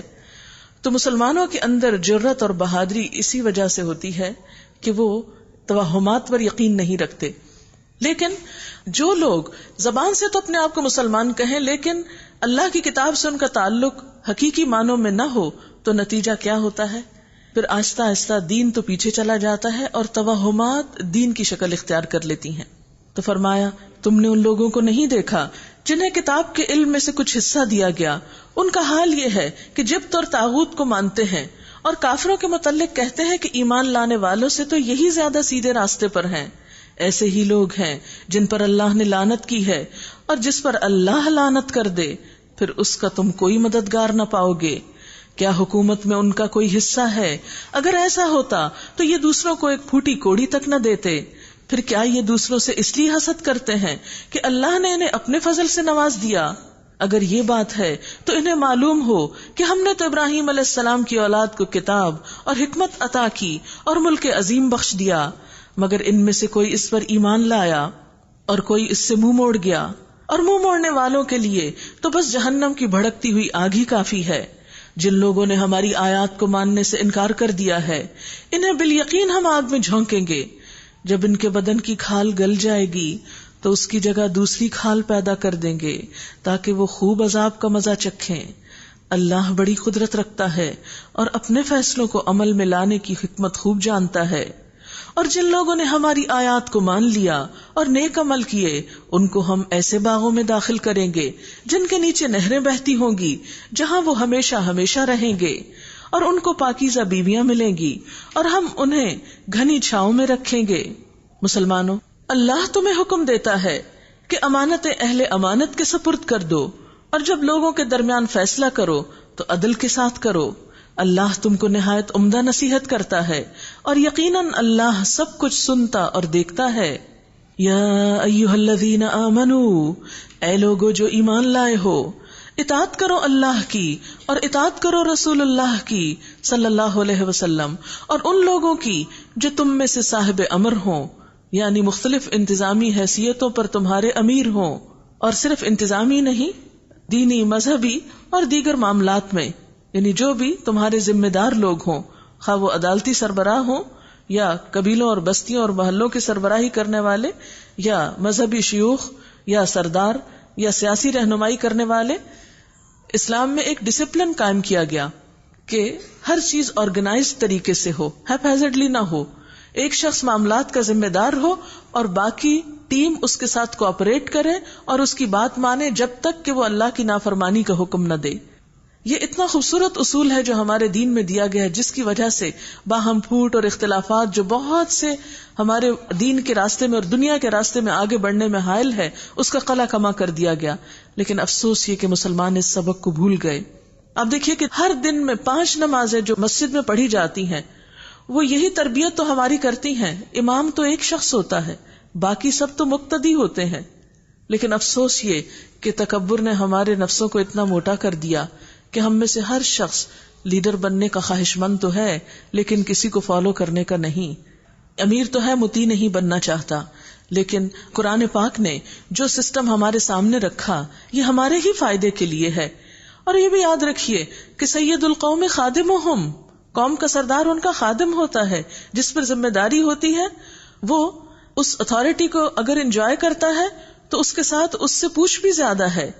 اس لیے پھر وہی بات کہ کسی کو اگر تمہارے مقابلے میں کوئی چیز زیادہ ملی ہے تو اس کی تمنا مت کرو، کیونکہ اللہ کے ہاں اجر پانا ہے نا، اور اللہ کے ہاں ہر ایک کا اجر اس کی اپنی کوشش کے مطابق ہے. دنیا میں اگر کسی کو بڑا نام یا بڑا رتبہ مل بھی گیا تو اللہ کے ہاں تو یہ دیکھا جائے گا کہ اس کے اندر اخلاص اور اس کی کوشش کیسی تھی. پھر اگر تمہارے درمیان کسی معاملے میں جھگڑا ہو جائے، کیونکہ یہ بڑا ہی نیچرل اور فطری فینومینا ہے کہ جہاں بھی 4 لوگ اکٹھے ہوں گے اختلاف رائے ضرور ہوگا، کیونکہ اللہ نے ہر ایک کو سوچ مختلف دی ہے، سمجھ کا لیول فرق ہے. یعنی 5 انگلیوں میں اگر فرق ہے تو 5 لوگ بھی اگر اکٹھے ہو کے کہیں کام کریں گے تو وہ ایک طرح نہیں سوچیں گے، ان میں بھی کسی نہ کسی طرح اختلاف ہوگا. اختلاف سے کاموں میں وسعت پیدا ہوتی ہے، اچھے پہلو سامنے آتے ہیں اگر وہ پازیٹیولی لیا جائے. لیکن اگر معاملہ حد سے بڑھنے لگے اور آپس میں لوگوں کو کاٹ دے اور گروہ بندی اور فرقے واریت شروع ہونے لگے تو اس صورت میں کیا کرو پھر معاملہ اللہ اور رسول کی طرف پھیر دو، یعنی قرآن اور سنت کو سامنے رکھ کر معاملوں کا فیصلہ کرو. اب یہاں آپ دیکھیے کسی تیسرے کو نہیں اتھارٹی دی گئی، قرآن اور سنت، اللہ اور رسول. اس کے بعد جتنے بھی علماء ہیں، جتنے بھی فقہاء ہیں، جتنے بھی لیڈرز ہیں، وہ سب اللہ اور رسول صلی اللہ علیہ وسلم کے حکم کے تابع ہوں گے. اگر تم واقعی اللہ اور روز آخر پر ایمان رکھتے ہو، یہی ایک صحیح طریقہ کار ہے اور انجام کے اعتبار سے بھی بہتر ہے. اے نبی صلی اللہ علیہ وسلم، تم نے دیکھا نہیں ان لوگوں کو جو دعویٰ تو کرتے ہیں کہ ہم ایمان لائے ہیں اس کتاب پر جو تمہاری طرف نازل کی گئی ہے اور ان کتابوں پر جو تم سے پہلے نازل کی گئی تھی، مگر چاہتے یہ ہیں کہ اپنے معاملات کا فیصلہ کرانے کے لیے طاغوت کی طرف رجوع کریں، حالانکہ انہیں طاغوت سے کفر کرنے کا حکم دیا گیا تھا. طاغوت کیا؟ یعنی جو اللہ کے حکم سے یا اللہ کے طریقے سے ہٹانا چاہے، یعنی اللہ اور رسول کے مقابلے میں یا دین کے مقابلے میں سرکش قوت ہو. شیطان انہیں بھٹکا کر راہ راست سے بہت دور لے جانا چاہتا ہے، اور جب ان سے کہا جاتا ہے آؤ اس چیز کی طرف جو اللہ نے نازل کی ہے اور آؤ رسول کی طرف، تو ان منافقوں کو تم دیکھتے ہو کہ یہ تمہاری طرف آنے سے کتراتے ہیں. اشارہ ہے یہودی لیڈرز کی طرف جو حضور صلی اللہ علیہ وسلم کے مقابلے میں برابری چاہتے تھے یا بڑائی چاہتے تھے. تو منافق لوگ اپنے بعض جھگڑوں اور معاملات کا فیصلہ آپ صلی اللہ علیہ وسلم کے پاس لے جانے کی بجائے ان کی طرف لے جانا چاہتے تھے. تو اس کی طرف اشارہ ہے. پھر اس وقت کیا ہوتا ہے جب ان کے اپنے ہاتھوں کی لائی ہوئی مصیبت ان پر آ پڑتی ہے؟ اس وقت یہ تمہارے پاس قسمیں کھاتے ہوئے آتے ہیں اور کہتے ہیں خدا کی قسم ہم تو صرف بھلائی چاہتے تھے اور ہماری نیت تو یہ تھی کہ فریقین میں کسی طرح موافقت ہو جائے. اللہ جانتا ہے جو کچھ ان کے دلوں میں ہے، ان سے تعرض مت کرو، انہیں سمجھاؤ اور ایسی نصیحت کرو جو ان کے دلوں میں اتر جائے. یعنی بڑے سے بڑا جرم کرنے والے کے لیے اسلام نے راستہ کیا بتایا کہ چھوڑ نہ دو، بلکہ اچھی سی نصیحت کر کے بات کی حقیقت سمجھاؤ. عام طور پر ہم کیا کرتے ہیں، اگر کوئی ہماری بات نہیں مانتا یا ہماری مرضی کے خلاف کوئی کام کرتا ہے تو ہم کہتے ہیں چھوڑو اس کو. چھوڑو نہیں، محبت سے اخلاص سے سمجھاؤ، کیونکہ الدین النصیحہ، دین سراسر خیر خواہی کا نام ہے. دین ہمیں نفرت نہیں سکھاتا، دین ہر ایک کی بھلائی سکھاتا ہے. کسی کی بھی جگہ اپنے آپ کو رکھ کے دیکھو، اگر وہ گمراہ ہو رہا ہے یا بھٹک رہا ہے تو کیا تم چھوڑ دو گے کہ وہ جہنم کی آگ کا حصہ بنے یا جہنم کی آگ اس سے بھڑکائی جائے؟ اگر تم اپنے لیے نہیں چاہتے تو دوسروں کے لیے کیسے چاہتے ہو؟ انہیں بتاؤ کہ ہم نے جو رسول بھی بھیجا ہے اسی لیے بھیجا ہے کہ اذن خداوندی کی بنا پر اس کی اطاعت کی جائے. وما ارسلنا من رسول الا لیطاع باذن اللہ. تو حیرت ہوتی ہے ان لوگوں پر جو قرآن کو تو مانتے ہیں پھر اللہ کے رسول صلی اللہ علیہ وسلم کی تعلیمات کو ماننے سے انکار کرتے ہیں، حالانکہ اللہ تعالیٰ ہی فرما رہے ہیں کہ ہم نے رسول اسی لیے بھیجے کہ ان کی بات مانی جائے. اگر انہوں نے یہ طریقہ اختیار کیا ہوتا کہ جب یہ اپنے نفس پہ ظلم کر بیٹھے تھے تو تمہارے پاس آ جاتے اور اللہ سے معافی مانگتے اور رسول بھی ان کے لیے معافی کی درخواست کرتے تو یقیناً اللہ کو بخشنے والا اور رحم کرنے والا پاتے. نہیں اے محمد صلی اللہ علیہ وسلم، تمہارے رب کی قسم یہ کبھی مومن نہیں ہو سکتے جب تک کہ اپنے باہمی اختلافات میں یہ تم کو فیصلہ کرنے والا نہ مان لیں. پھر جو کچھ تم فیصلہ کرو اس پر اپنے دلوں میں کوئی تنگی محسوس نہ کریں. یعنی آپ صلی اللہ علیہ وسلم کی اطاعت تو ایمان کا حصہ ہے. فرمایا کہ وہ تو مومن ہی نہیں. فلا وربک، قسم تیرے رب کی کہ جو آپ صلی اللہ علیہ وسلم کے فیصلوں کو قبول نہ کرے. پھر جو کچھ تم فیصلہ کرو اس پر اپنے دلوں میں بھی کوئی تنگی محسوس نہ کریں، بلکہ سر تسلیم خم کر دیں، سر بسر تسلیم کر لیں. اگر ہم نے انہیں حکم دیا ہوتا کہ اپنے آپ کو ہلاک کر دو یا اپنے گھروں سے نکل جاؤ تو ان میں سے کم ہی آدمی اس پر عمل کرتے. حالانکہ جو نصیحت انہیں کی جاتی ہے اگر یہ اس پر عمل کرتے تو یہ ان کے لیے زیادہ بہتری اور زیادہ ثابت قدمی کا موجب ہوتا. اور جب یہ ایسا کرتے تو ہم انہیں اپنی طرف سے بہت بڑا اجر دیتے اور انہیں سیدھا راستہ دکھا دیتے. جو اللہ اور اس کے رسول صلی اللہ علیہ وسلم کی اطاعت کرے گا وہ ان لوگوں کے ساتھ ہوگا جن پر اللہ نے انعام فرمایا، یعنی انبیاء اور صدیقین اور شہداء اور صالحین. کیسے اچھے ہیں یہ رفیق جو کسی کو میسر آئیں. یہ حقیقی فضل ہے جو اللہ کی طرف سے ملتا ہے، اور حقیقت جاننے کے لیے بس اللہ ہی کا علم کافی ہے. آپ دیکھ رہے ہیں کہ اس سپارے میں بار بار اطاعت رسول کی بات ہو رہی ہے. ریپیٹڈلی ایک ہی بات کہی جا رہی ہے. اصل بات یہ ہے کہ انسان جب نفس پرستی اور مصلحت پرستی کا شکار ہوتا ہے تو پھر وہ صرف ان چیزوں کو لیتا ہے جو اس کے نفس کی غذا فراہم کریں یا اس کی مصلحتوں اور مفادات کو سپورٹ کریں. پھر وہ یہ نہیں دیکھتا کہ میرے لیے اور حکم کیا ہے. تو بسا اوقات ایسی ہی کیفیت میں انسان اللہ کے رسول صلی اللہ علیہ وسلم کی باتوں سے بھی پہلو تہی کرنے لگتا ہے. تو یہ بات درست نہیں. یعنی جھگڑوں کے موقع پر بھی آپ کی طرف رجوع کرنا ہے، مصلحتوں اور مفادات کے مقابلے میں بھی آپ ہی کی اطاعت کرنی ہے، اور جو ایسا کرے گا وہ قیامت کے دن آپ کے ساتھ ہوگا، اور جو آپ کی اطاعت نہیں کرے گا، آپ کی پرواہ نہیں کرے گا، پھر وہ آپ کے ہاتھوں حوض کوثر سے پانی پینے کا حقدار کیسے ہوگا؟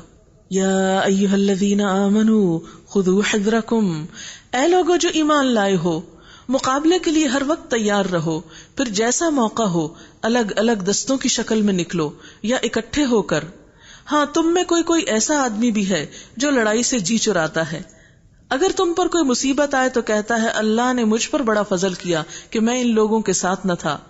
اور اگر اللہ کی طرف سے تم پر کوئی فضل ہو یعنی کامیابی ہو، مال غنیمت ہو، تو کہتا ہے، اور اس طرح کہتا ہے کہ گویا تمہارے اور اس کے درمیان محبت کا تو کوئی تعلق ہی نہیں تھا، کہ کاش میں بھی ان کے ساتھ ہوتا تو بڑا کام بن جاتا. یعنی وہ صرف مفادات کا بندہ ہے. ایسے لوگوں کو پتا ہونا چاہیے کہ اللہ کی راہ میں لڑنا چاہیے ان لوگوں کو جو آخرت کے بدلے دنیا کی زندگی کو فروخت کر دیں. پھر جو اللہ کی راہ میں لڑے گا اور مارا جائے گا یا غالب رہے گا اسے ضرور ہم اجر عظیم عطا کریں گے. آخر کیا وجہ ہے کہ تم اللہ کی راہ میں ان بے بس مردوں، عورتوں اور بچوں کی خاطر نہ لڑو جو کمزور پا کر دبا لیے گئے ہیں اور فریاد کر رہے ہیں کہ خدایا ہم کو اس بستی سے نکال جس کے باشندے ظالم ہیں، اور اپنی طرف سے ہمارا کوئی حامی و مددگار پیدا کر دے. جن لوگوں نے ایمان کا راستہ اختیار کیا ہے وہ اللہ کی راہ میں لڑتے ہیں، اور جنہوں نے کفر کا راستہ اختیار کیا وہ طاغوت کی راہ میں لڑتے ہیں. بس شیطان کے ساتھیوں سے لڑو اور یقین جانو کہ شیطان کی چالیں حقیقت میں نہایت کمزور ہیں. الم تر الی الذین قیل لہم کفوا ایدیکم، تم نے ان لوگوں کو بھی دیکھا جن سے کہا گیا تھا کہ اپنے ہاتھ روکے رکھو اور نماز قائم کرو اور زکوٰۃ دو. اب جو انہیں لڑائی کا حکم دیا گیا تو ان میں سے ایک فریق کا حال یہ ہے کہ لوگوں سے ایسا ڈر رہے ہیں جیسا خدا سے ڈرنا چاہیے، یا کچھ اس سے بھی بڑھ کر کہتے ہیں خدایا یہ ہم پر لڑائی کا حکم کیوں لکھ دیا، کیوں نہ ہمیں ابھی کچھ اور مہلت دی. ان سے کہو دنیا کا سرمایہ زندگی تھوڑا ہے اور آخرت ایک خدا ترس انسان کے لیے زیادہ بہتر ہے، اور تم پر ظلم ایک شمع برابر بھی نہ کیا جائے گا. رہی موت تو جہاں بھی تم ہو وہ بہرحال تمہیں آ کر رہے گی، خواہ تم کیسی ہی مضبوط عمارتوں میں ہو. اگر انہیں کوئی فائدہ پہنچتا ہے تو کہتے ہیں یہ اللہ کی طرف سے ہے، اور اگر کوئی نقصان پہنچتا ہے تو کہتے ہیں یہ تمہاری وجہ سے ہے. کہو سب کچھ اللہ ہی کی طرف سے ہے. آخر ان لوگوں کو کیا ہو گیا ہے کہ کوئی بات ان کی سمجھ میں نہیں آتی. اے انسان تجھے جو بھلائی بھی حاصل ہوتی ہے اللہ کی عنایت سے ہوتی ہے. سوچیں جو بھی خیر ہم کو ملی ہم کیا سوچتے ہیں؟ کیا واقعی کسی بھی نعمت کے ملنے پر اللہ کا خیال آتا ہے، یا اور لوگ اور چیزیں ذہن میں آتی ہیں، یا کچھ اور لوگ یا کچھ اور اسباب اور فیکٹرز ذہن میں آتے ہیں؟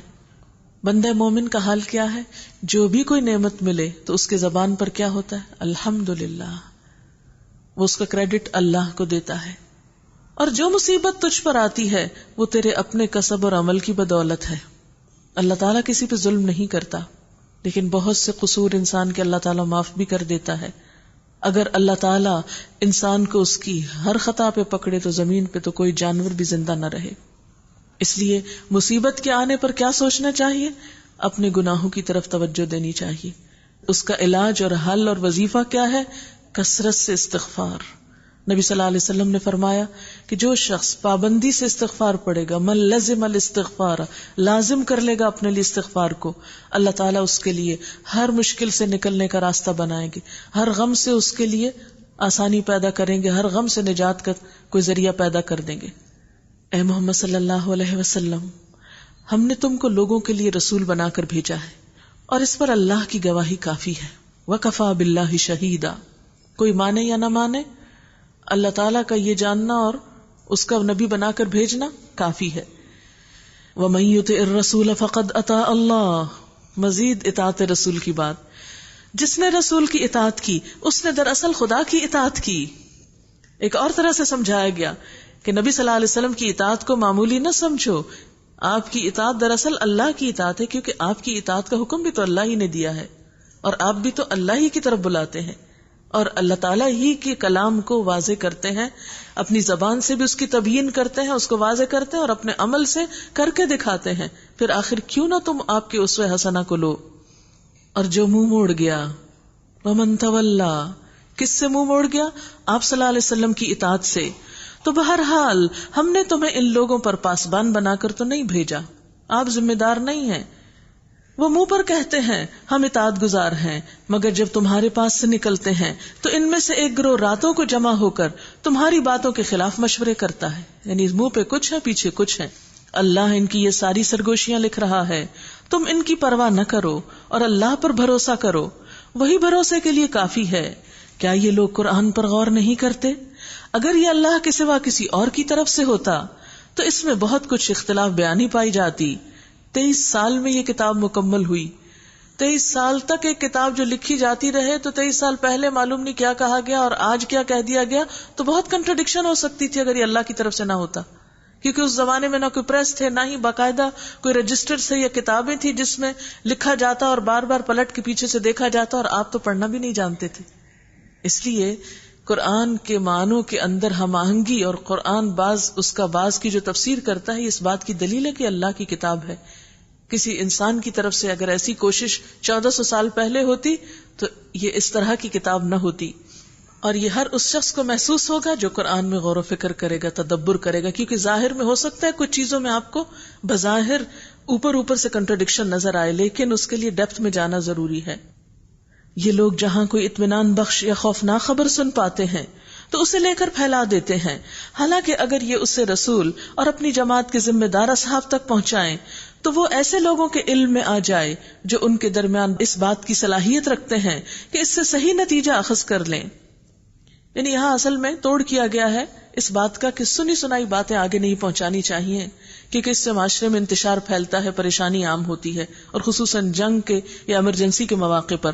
آپ صلی اللہ علیہ وسلم نے فرمایا کسی آدمی کے جھوٹا ہونے کے لیے اتنا ہی کافی ہے کہ ہر سنی سنائی بات آگے بتا دے.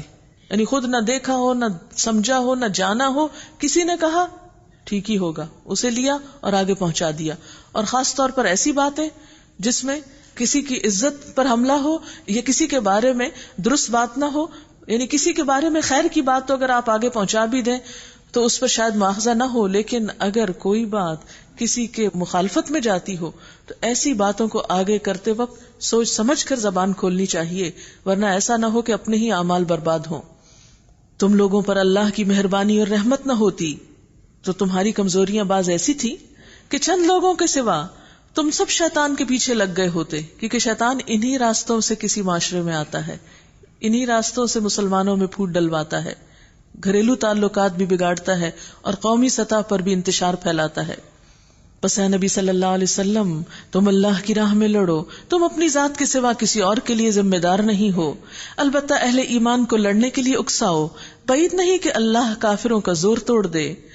اللہ کا زور سب سے زیادہ زبردست اور اس کی سزا سب سے زیادہ سخت ہے. جو بھلائی کی سفارش کرے گا وہ اس میں سے حصہ پائے گا، اور جو برائی کی سفارش کرے گا وہ اس میں سے حصہ پائے گا. یعنی سفارش بذات خود اچھی یا بری چیز نہیں، جس مقصد کے لیے سفارش کی جائے اس کے مطابق اجر ملے گا. نبی صلی اللہ علیہ وسلم کے پاس جب کوئی سوالی آتا یا آپ سے کسی چیز کا سوال کیا جاتا تو آپ اپنے پاس جو صحابہ بیٹھے ہوتے ان سے فرماتے تم سفارش کر دو اس کا ثواب تمہیں ملے گا. یعنی جو میں دوں گا اس پر اگر تمہاری سفارش شامل ہوگی تو نیکی کے کام میں تمہارا حصہ بھی پڑ جائے گا. یعنی ایک طرز عمل تو وہ تھا نا جو پیچھے ہم نے پڑھا کہ کچھ لوگ ایسے ہیں جو خود بھی بخل کرتے ہیں، دوسروں کو بھی بخل کے لیے کہتے ہیں. اور ایک دوسرا طرز عمل کیا ہے، خود بھی اچھے کام کرتے ہیں اور اگر کوئی اور کر رہا ہو تو اس کو انکریج کرتے ہیں، ڈسکریج نہیں کرتے، اور نیکی کے کاموں میں ایک دوسرے کے مددگار بن جاتے ہیں. اس سے معاشرے میں ایک اخوت کی، ہمدردی کی، محبت کی، امن و امان کی فضا وجود میں آتی ہے. جب کوئی تمہیں سلام کرے تو اس کو اس سے بہتر طریقے کے ساتھ جواب دو، یا کم از کم اسی طرح. سلام کا جواب دینا لازم ہے. ابتدا کرنے والے کو زیادہ نیکی ملتی ہے، جواب دینے والے کے مقابلے میں. اور آپ نے یہ بھی بتایا کہ جو سلام کرنے میں پہل کرتا ہے اس کا دل تکبر سے خالی ہوتا ہے. آپ نے فرمایا تم جنت میں نہیں جا سکتے جب تک کہ تم مومن نہ ہو، اور ایمان مکمل نہیں ہوتا جب تک کہ آپس میں محبت نہ کرو. کیا میں تمہیں وہ طریقہ نہ بتاؤں کہ جس کے کرنے سے تمہارے درمیان محبت پیدا ہوگی؟ اور وہ کیا ہے؟ افشوا السلام بینکم، آپس میں سلام کو خوب رواج دو. ہر آتے جاتے کو مسکرا کے سلام کرنا اسلامی معاشرے کے اندر ایک محبت اور بھائی چارہ پیدا کرتا ہے. اور السلام علیکم کہنا تو بذات خود ایک دعا بھی ہے کہ تم سلامت رہو، تمہارا مال جان ہر چیز سلامت رہے. اور کسی کو بھی اگر سلامتی مل گئی تو اور کیا چاہیے اس کو. لیکن عموماً ہم اس معاملے میں بھی بخل کر جاتے ہیں، ہم انتظار میں رہتے اچھا کوئی دوسرا کر دے. نہیں، جو پہل کرتا ہے وہ بڑا درجہ پا لیتا ہے. بعض اوقات یہ دیکھا کہ سلام کرو بھی تو جواب دینے میں بھی ہم سستی کرتے ہیں. اچھا بس دل میں کہہ دیا ہے، اب کیا اونچا بول کے سنانا. اللہ ہر چیز کا حساب لینے والا ہے. یعنی سلام معمولی بات ہے مگر اس کا بھی لکھا جا رہا ہے کہ کون کیا کرتا ہے. اللہ وہ ہے جس کے سوا کوئی خدا نہیں، کوئی الہ نہیں. وہ تم سب کو اس قیامت کے دن جمع کرے گا جس کے آنے میں کوئی شبہ نہیں. اور اللہ کی بات سے بڑھ کر سچی بات اور کس کی ہو سکتی ہے؟ پھر یہ تمہیں کیا ہو گیا ہے کہ منافقین کے بارے میں تمہارے درمیان دو رائے پائی جاتی ہیں، حالانکہ جو برائیاں انہوں نے کمائی ہیں ان کی بدولت اللہ انہیں الٹا پھیر چکا ہے. کیا تم چاہتے ہو کہ جسے اللہ نے ہدایت نہیں بخشی اسے تم ہدایت بخش دو، حالانکہ جس کو اللہ نے راستے سے ہٹا دیا اس کے لیے تم کوئی راستہ نہیں پا سکتے. وہ تو یہ چاہتے ہیں کہ جس طرح وہ خود کافر ہیں اسی طرح تم بھی کافر ہو جاؤ تاکہ تم اور وہ سب یکساں ہو جائیں. لہٰذا ان میں سے کسی کو اپنا دوست نہ بناؤ جب تک کہ وہ اللہ کی راہ میں ہجرت کر کے نہ آ جائیں، اور اگر وہ ہجرت سے باز رہیں تو جہاں انہیں پاؤ پکڑو اور قتل کرو، اور ان میں سے کسی کو اپنا دوست اور مددگار نہ بناؤ. البتہ وہ منافق اس حکم سے مستثنی ہیں جو کسی ایسی قوم سے جا ملے جن کے ساتھ تمہارا معاہدہ ہے. اسی طرح وہ منافق بھی مستثنی ہیں جو تمہارے پاس آتے ہیں اور لڑائی سے دل برداشتہ ہیں، نہ تم سے لڑنا چاہتے ہیں نہ اپنی قوم سے. اللہ چاہتا تو ان کو تم پر مسلط کر دیتا اور وہ بھی تم سے لڑتے. لہٰذا اگر وہ تم سے کنارہ کش ہو جائیں اور لڑنے سے باز رہیں اور تمہاری طرف صلح اور آشتی کا ہاتھ بڑھائیں تو اللہ نے تمہارے لیے ان پر دست درازی کی کوئی سبیل نہیں رکھی. ایک اور قسم کے منافق تمہیں ایسے ملیں گے جو چاہتے ہیں کہ تم سے بھی امن میں رہیں اور اپنی قوم سے بھی، مگر جب کبھی فتنے کا موقع پائیں گے اس میں کود پڑیں گے. ایسے لوگ اگر تمہارے مقابلے سے باز نہ رہیں اور صلح اور سلامتی تمہارے آگے پیش نہ کریں اور اپنے ہاتھ نہ روکیں تو جہاں وہ ملیں انہیں پکڑو اور مارو. ان پر ہاتھ اٹھانے کے لیے ہم نے تمہیں کھلی حجت دے دی ہے. وَمَا كَانَ لِمُؤْمِنٍ أَن يَقْتُلَ مُؤْمِنًا إِلَّا خَطَأً، کسی مومن کا یہ کام نہیں کہ دوسرے مومن کو قتل کرے الا یہ کہ اس سے بھول ہو جائے، خطا ہو جائے. اور جو شخص کسی مومن کو غلطی سے قتل کر دے تو اس کا کفارہ یہ ہے کہ ایک مومن کو غلامی سے آزاد کرے اور مقتول کے وارثوں کو خون بہا دے، الا یہ کہ وہ خون بہا معاف کر دیں. لیکن اگر وہ مسلمان مقتول کسی ایسی قوم سے تھا جس سے تمہاری دشمنی ہو تو اس کا کفارہ ایک مومن غلام آزاد کرنا ہے. اور اگر وہ کسی ایسی غیر مسلم قوم کا فرد تھا جس سے تمہارا معاہدہ ہو تو اس کے وارثوں کو خون بہا دیا جائے گا اور ایک مومن غلام کو آزاد کرنا ہوگا. پھر جو غلام نہ پائے وہ پے در پے 2 مہینے کے روزے رکھے. یہ اس گناہ پر اللہ سے توبہ کرنے کا طریقہ ہے، اور اللہ علیم اور دانا ہے. یعنی خالی زبان سے توبہ نہیں ہوگی، یہ گناہ ایسا ہے کہ جس پر عملی طور پر بھی کچھ کرنا ہوگا. ایک مسلمان پر دوسرے مسلمان کے جو حقوق ہیں ان میں سے سب سے بڑا حق یہ ہے کہ وہ اس کی جان کا احترام کرے.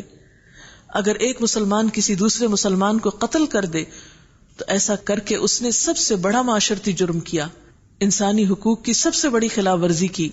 اور اگر وہ ایسی خلاف ورزی کر بیٹھے تو بھی اللہ نے توبہ کا راستہ رکھا ہے، لیکن اس کے لیے شرط ہے جو اس میں طریقہ کار بتایا گیا ہے، اس کے مطابق اسے توبہ کرنی ہوگی.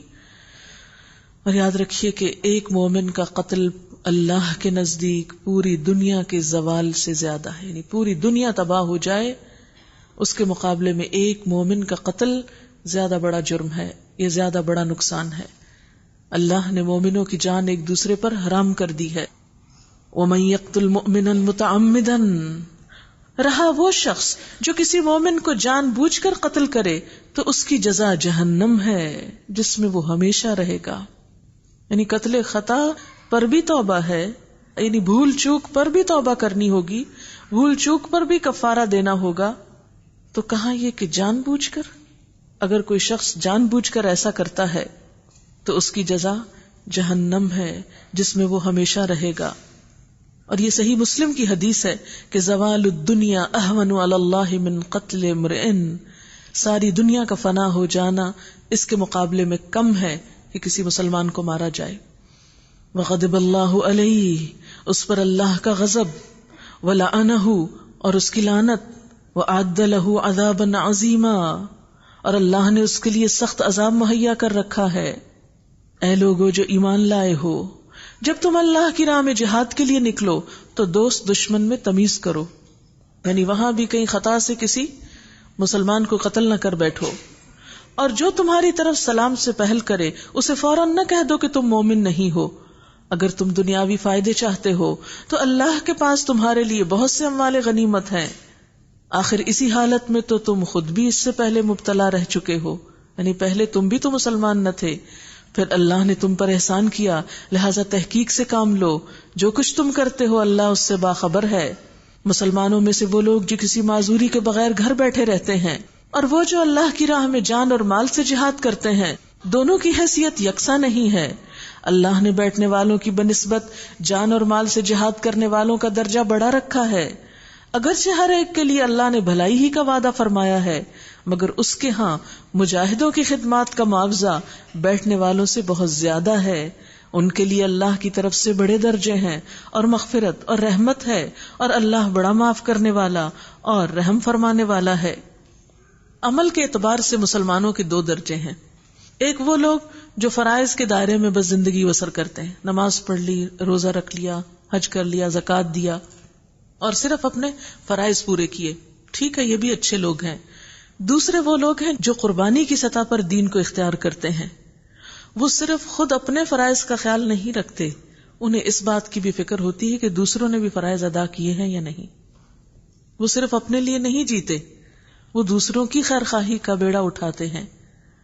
وہ صرف اپنی ہی پریشانی اور غموں کا شکار نہیں رہتے، وہ دوسروں کے غم بھی لیتے ہیں. وہ صرف اپنی آخرت کا نہیں سوچتے، وہ دوسروں کی آخرت کا بھی سوچتے ہیں. اس لیے وہ اپنے فرائض کی ادائیگی کے ساتھ ساتھ دوسروں کے احساس کو بھی اجاگر کرتے ہیں کہ وہ بھی اللہ کے مطیع فرما بندے بن جائیں، اور اس کے لیے اپنا وقت، اپنی جان، اپنا مال، اپنا قلم، اپنا سب کچھ جو بھی صلاحیت اللہ نے دی اسے استعمال کرتے ہیں. حتیٰ کہ اگر ایسا وقت آ جائے کہ جب جان دینی پڑے تو بھی اس سے گریز نہیں کرتے. تو بہرحال جو قربانی کرے گا اس کا اجر اور درجہ بھی بڑا ہوگا. اسی لیے اللہ تعالیٰ فرماتے ہیں کہ درجات منہ ومغفرۃ ورحمہ، ان کے لیے اللہ کی طرف سے درجات ہیں، مغفرت اور رحمت ہے.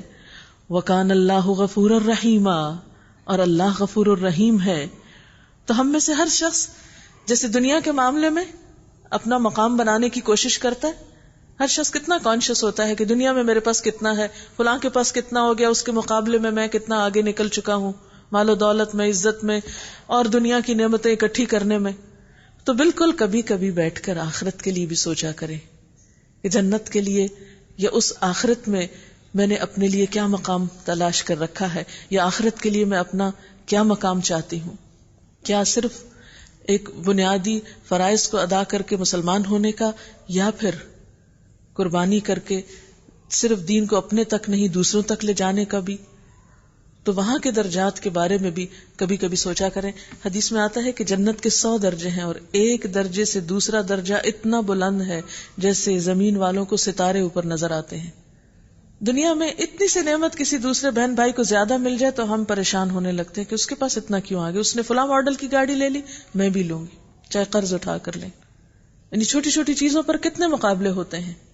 اس نے شادی اس طرح کی، میں اس سے زیادہ خرچ کروں گی. اس نے اتنا جہیز دیا، میں اس سے زیادہ دوں گا. دنیا میں تو ہم بڑائی چاہنے کے لیے کیسے کیسے مقابلے کرتے ہیں. لیکن ہم نے کبھی یہ نہیں سوچا اچھا اس نے دین کا اتنا کام کر لیا میں اس سے بھی آگے نکلوں گی. نہیں، اس میں ہم سوچتے نہیں کہ ہم کوئی برے ہیں، ہم کوئی غلط کام کر رہے ہیں، ہم بھی تو اپنا نماز روزہ پورا کر رہے ہیں. اب مثال کے طور پر بہت سے لوگ ہیں جنہوں نے آج روزہ بھی رکھا ہوا، نماز بھی پڑھی، سب کچھ ذکر اذکار کے سب کچھ کیا، مگر گھر میں آرام سے سو رہے ہیں. اور کچھ آپ جیسے دیوانے ہیں کہ وہ بھاگ دوڑ کر کے رش سے نکال کے یہاں آ کے بیٹھے ہوئے ہیں. اب یہ قربانی ہے نا. اور پھر کچھ اور ہوں گے کہ جو یہاں سے نکل کر بھی چین نہیں کریں گے، ان کو فکر ہوگی میں کسی اور کو بھی کوئی بات بتا دوں، کسی اور تک بھی پہنچا دوں، خواہ ٹیلی فون سے یا کوئی کیسٹ دے کے یا کتاب دے کے یا کسی طرح جو میں سن کے آئی ہوں کسی اور کو بھی سنا دوں، جو میں نے دیکھا ہے کسی اور کو بھی دکھا دوں. تو ہر شخص کی کوششیں جتنی بھی ہیں اس کے مطابق اس کا اجر ہے. اور یہاں پر آپ دیکھیں نا کہ یہ جو اللہ کے فضل کی بات ہوتی ہے نا، فضل اللہ المجاہدین علی القائدین اجرا عظیما، تو فضل کی بات ہے نا، فضیلت کی بات.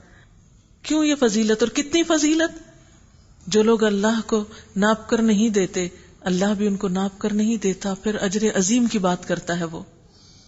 جو لوگ اپنے نفس پہ ظلم کر رہے تھے ان کی روحیں جب فرشتوں نے قبض کی تو ان سے پوچھا کہ یہ تم کس حال میں مبتلا تھے؟ انہوں نے جواب دیا کہ ہم زمین میں کمزور اور مجبور تھے، بڑے مجبور تھے، ماحول ایسا تھا، معاشرہ ایسا تھا، اس لیے غلط کام کرتے رہے. فرشتوں نے کہا کیا خدا کی زمین وسیع نہ تھی کہ تم اس میں ہجرت کرتے؟ یہ وہ لوگ ہیں جن کا ٹھکانہ جہنم ہے اور وہ بڑا ہی برا ٹھکانہ ہے. ہاں، جو مرد، عورتیں اور بچے واقعی بے بس ہیں اور نکلنے کا کوئی راستہ اور ذریعہ نہیں پاتے، بعید نہیں کہ اللہ انہیں معاف کر دے. اللہ بڑا معاف کرنے والا اور درگزر کرنے والا ہے.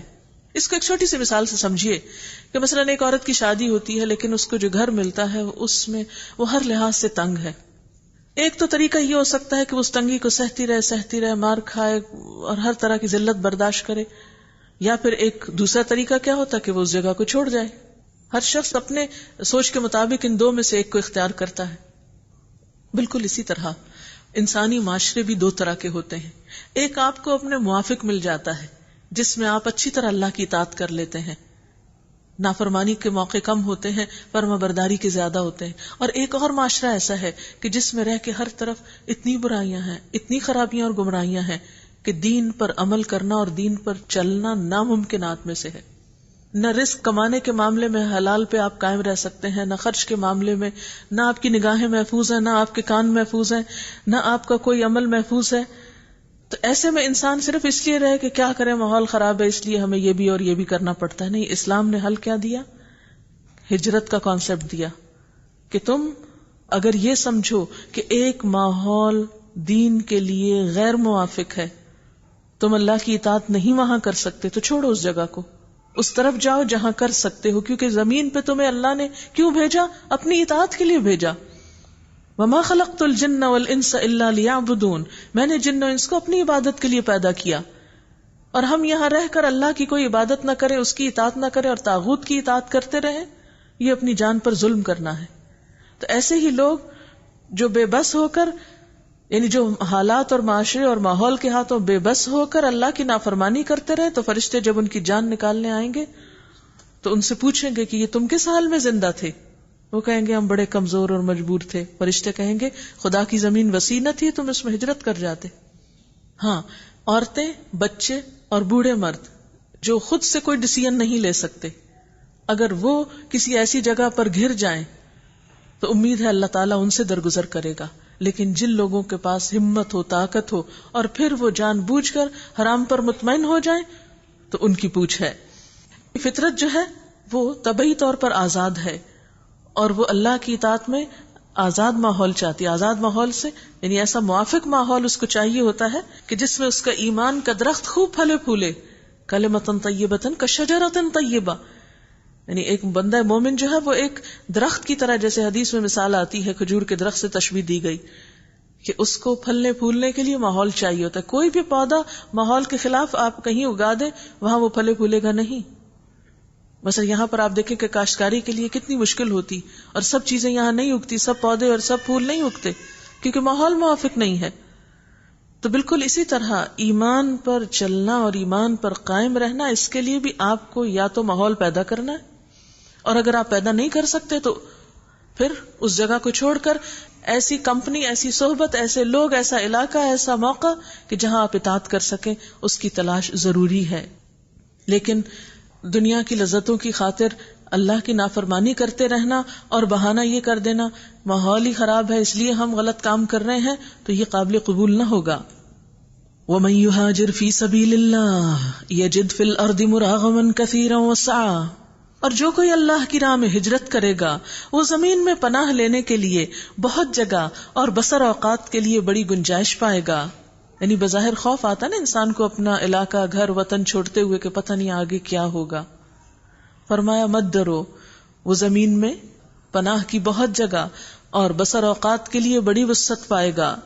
اور جو اپنے گھر سے اللہ اور رسول کی طرف ہجرت کے لیے نکلے پھر راستے ہی میں اسے موت آ جائے، اس کا اجر اللہ کے ذمے واجب ہو گیا.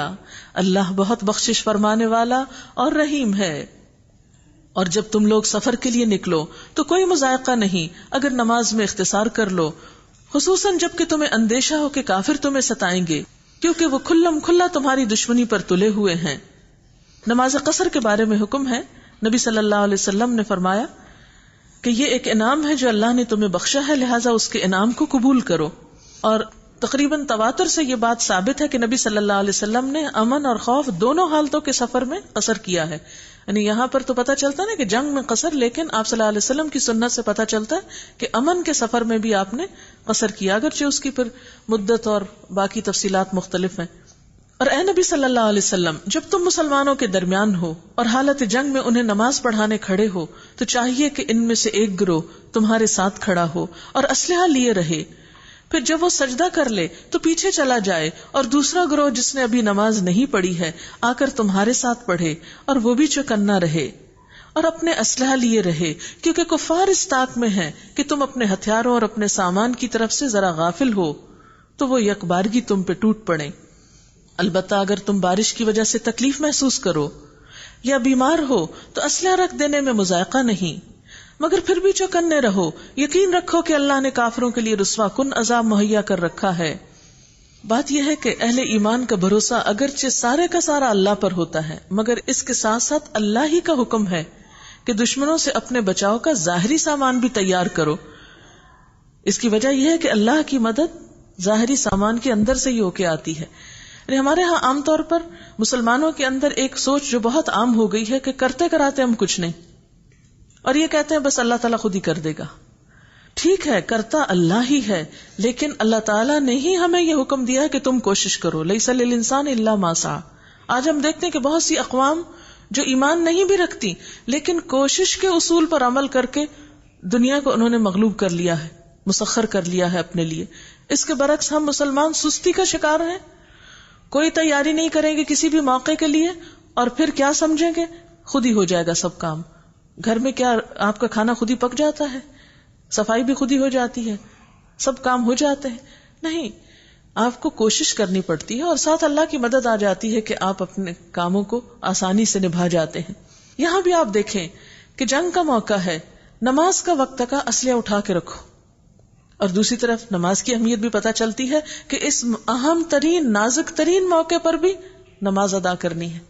اللہ کے حقوق بھی ہیں اور دنیا کے کام بھی ہیں، اور یہ دونوں ساتھ بھی چل سکتے ہیں اور چلتے ہیں، اور ایٹ ٹائمز بالکل ہی ساتھ ساتھ ہوں گے. ورنہ تو آپ دیکھیں نا کہ آپ ہاتھ میں کوئی ایک چھوٹی سی سٹک اٹھا کے یا پین اٹھا کے نماز نہیں پڑھ سکتے، آپ کو ہاتھ خالی چھوڑنے ہیں. لیکن جنگ کے موقع پر پورا اسلحہ اٹھا کے رکھنا ہے اور ساتھ نماز پڑھنی ہے. اور یہاں تو یہ تو خواتین سے متعلق چھوٹی سی ایک بات کہ جیسے بعض اوقات بچے چھوٹے ہوتے ہیں تو نماز میں مشکل ہوتی ہے، ان کو چھوڑیں تو وہ روتے ہیں، اور اگر ان کو اٹھائیں تو نماز جاتی ہے. تو ہمارے دین نے مسلمان عورت کے لیے کیا سہولت رکھی کہ وہ بچے کو اس کے رونے کے وقت میں اٹھا کر بھی نماز پڑھ سکتی ہے. یہ ہمارے دین کی وسعت اور سہولت ہے. ٹھیک ہے، اس میں خشوع، قنوت، عاجزی اور پورے کے پورے اللہ کی طرف توجہ اہم ترین ریکوائرمنٹ ہے، لیکن اس کے ساتھ ساتھ اللہ تعالیٰ نے انسان کی جائز ضروریات کو بھی سامنے رکھا، ان کا بھی لحاظ کیا. پھر جب نماز سے فارغ ہو جاؤ تو کھڑے اور بیٹھے اور لیٹے ہر حال میں اللہ کو یاد کرتے رہو. اچھا، بعض لوگوں کو دیکھا کہ وہ نماز پڑھ کے تو بس اٹھا دیتے ہیں مصلی اور کہتے ہیں نماز ہی اللہ کا ذکر ہے، اور ذکر کون سا؟ نہیں، یہاں کیا ہے؟ فَإِذَا قَضَيْتُمُ الصَّلَاةَ، جب تم نماز ادا کر چکو، پوری کر چکو، تو اس کے بعد اللہ کے ذکر سے غافل نہ ہو.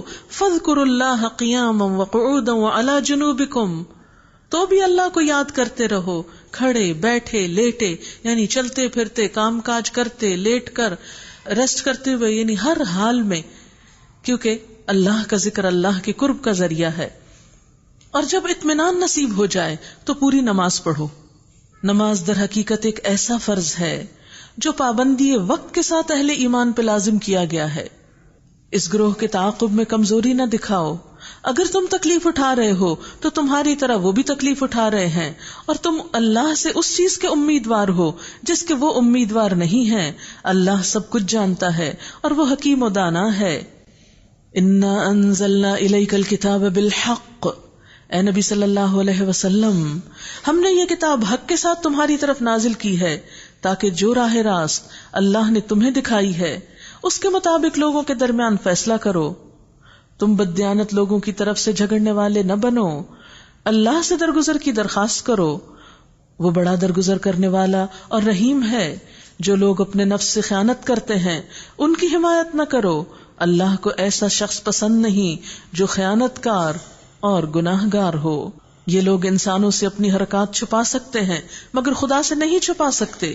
وہ تو اس وقت بھی ان کے ساتھ ہوتا ہے جب یہ راتوں کو چھپ کر اس کی مرضی کے خلاف مشورے کرتے ہیں. ان کے سارے اعمال پر اللہ محیط ہے. ہاں، تم لوگوں نے ان مجرموں کی طرف سے دنیا کی زندگی میں تو جھگڑا کر لیا، مگر قیامت کے روز ان کی طرف سے کون جھگڑا کرے گا؟ آخر وہاں کون ان کا وکیل ہوگا؟ اگر کوئی شخص برا فعل کر گزرے یا اپنے نفس پہ ظلم کر جائے اور اس کے بعد اللہ سے درگزر کی درخواست کرے تو اللہ کو درگزر کرنے والا اور رحیم پائے گا. اور جو برائی کما لے تو اس کی یہ کمائی اسی کے لیے وبال ہوگی. اللہ کو سب باتوں کی خبر ہے اور وہ حکیم و دانا ہے. پھر جس نے کوئی خطا یا گناہ کر کے اس کا الزام کسی بے گناہ پہ تھوپ دیا تو اس نے بہت بڑے بہتان اور سری گناہ کا بار سمیٹ لیا. بعض اوقات ایسا ہوتا ہے نا کہ ایک انسان چوری کرتا ہے لیکن وہ ذمے کسی اور کے ڈال دیتا ہے، یا قتل کرتا ہے اور وہ کسی اور کے سر پہ پڑ جاتا ہے. تو ایسا کرنا بہت ہی بڑے گناہوں میں سے ہے. بہتانن و اسم مبینہ کہا گیا. یہاں ایک تاریخی واقعے کی طرف اشارہ ہے ان آیات میں جس کا اس وقت موقع نہیں. کچھ ایسا ہی معاملہ اس وقت ہوا تھا کہ ایک شخص نے غلط کام کیا اور اس نے ذمے کسی اور کے ڈال دیا اور پھر اپنی قوم کے لوگوں کو بھڑکا لیا کہ وہ اس کا ساتھ دیں، اور پھر قوم کو سمجھایا جا رہا ہے کہ کسی بھی خیانت کار کا ساتھ مت دو. عام طور پر لوگوں کی ہمدردیاں نسل یا رنگ کی بنیاد پر ہوتی ہیں، بعض اوقات قبیلے اور کنبے یا رشتہ داروں کی خاطر ہوتی ہیں. تو اسلام میں کیا ہے کہ نہیں، عدل کی بات کرو، خواہ اپنی ذات کے خلاف جائے یا رشتہ داروں کے خلاف، کیونکہ قیامت کے دن کوئی کسی کے کام نہ آئے گا. دنیا میں تو ہم کسی کی طرف سے جھگڑ سکتے ہیں، قیامت کے دن کیا ہوگا؟ اصل میں دنیا ایک آزمائش کی جگہ ہے. ہر انسان سے غلطی ہو جاتی، کوئی بھی فرشتہ نہیں ہے یہاں پر. اللہ کے معاملے میں بھی ہم سے کوتاہی ہو جاتی ہے اور بندوں کے ساتھ بھی کوئی نہ کوئی کمی کوتاہی ہو جاتی، باوجود اس کے کہ ہم پورے عہد کرتے ہیں، کوشش کرتے ہیں اور سوچتے ہیں کہ اب نہیں ہم کسی کے ساتھ کوئی زیادتی کریں گے. آج میں صبح ہی اپنے ساتھ عہد کر رہی تھی کہ آج میں نے اپنی ہر بات کے اوپر غور کرنا ہے کہ میں نے کسی کے بارے میں یا کسی کو کچھ ایسا تو نہیں کہا جس سے کسی کی دل آزاری ہو. لیکن میں سوچتی ہوں کہ ہم کتنی دفعہ شعوری طور پر ایسی کوششیں کرتے ہیں، اس کے باوجود پھر پتہ نہیں چلتا اور کہاں سے ہم سلپ ہو جاتے ہیں. لیکن خیر الخطائین کون ہے؟ جو توابین ہوتے ہیں. خطا کرنا، غلطی کرنا تو انسان کے ساتھ ہے، لیکن بہترین غلطی کرنے والے کون ہیں؟ جو غلطی کا اعتراف کر لیں اور اعتراف کرنے کے بعد اللہ سے توبہ کر لیں. اگر بندے کے ساتھ کوئی زیادتی کی تو اس سے بھی معافی مانگ لیں. ایسے میں کیا ہوتا ہے؟ دل سے گناہ کا بوجھ دھل جاتا ہے. ایسے ہی لوگوں پر پھر کوئی خوف اور غم نہیں ہوتا. لیکن جو شخص اپنی غلطی پہ اصرار کرتا ہے وہ دراصل اپنے ہی ساتھ ظلم کرتا ہے، اپنے آپ کو بوجھ تلے دباتا چلا جاتا ہے. اے نبی صلی اللہ علیہ وسلم، اگر اللہ کا فضل تم پر نہ ہوتا اور اس کی رحمت تمہارے شامل حال نہ ہوتی تو ان میں سے ایک گروہ نے تو تمہیں غلط فہمی میں مبتلا کرنے کا فیصلہ کر ہی لیا تھا. حالانکہ در حقیقت وہ خود اپنے سوا کسی کو غلط فہمی میں مبتلا نہیں کر رہے تھے، کیونکہ ان لوگوں نے حضور صلی اللہ علیہ وسلم سے بھی حقیقت چھپائی تھی اور تمہارا کوئی نقصان نہ کر سکتے تھے. اللہ نے تم پر کتاب اور حکمت نازل کی ہے اور تم کو وہ کچھ بتایا ہے جو تم کو معلوم نہ تھا، اور اس کا فضل تم پر بہت ہے. یعنی نبی صلی اللہ علیہ وسلم کے پاس جو علم ہے یہ اللہ تعالیٰ ہی کا دیا ہوا ہے، اور اللہ تعالیٰ نے آپ کو فرمایا کہ وَقُلْ رَبِّ زِدْنِي عِلْمًا، آپ اپنے علم میں اضافے کے لیے مزید دعا بھی کریں. لیکن یہ یاد رکھیے کہ جو اللہ کا علم ہے وہ بس اللہ کا ہے، وہ نبی صلی اللہ علیہ وسلم کا نہیں. اگر کوئی یہ سمجھے کہ اللہ تعالیٰ کا اور نبی صلی اللہ علیہ وسلم کا علم برابر ہے، یہ بھی شرک ہو جاتا ہے.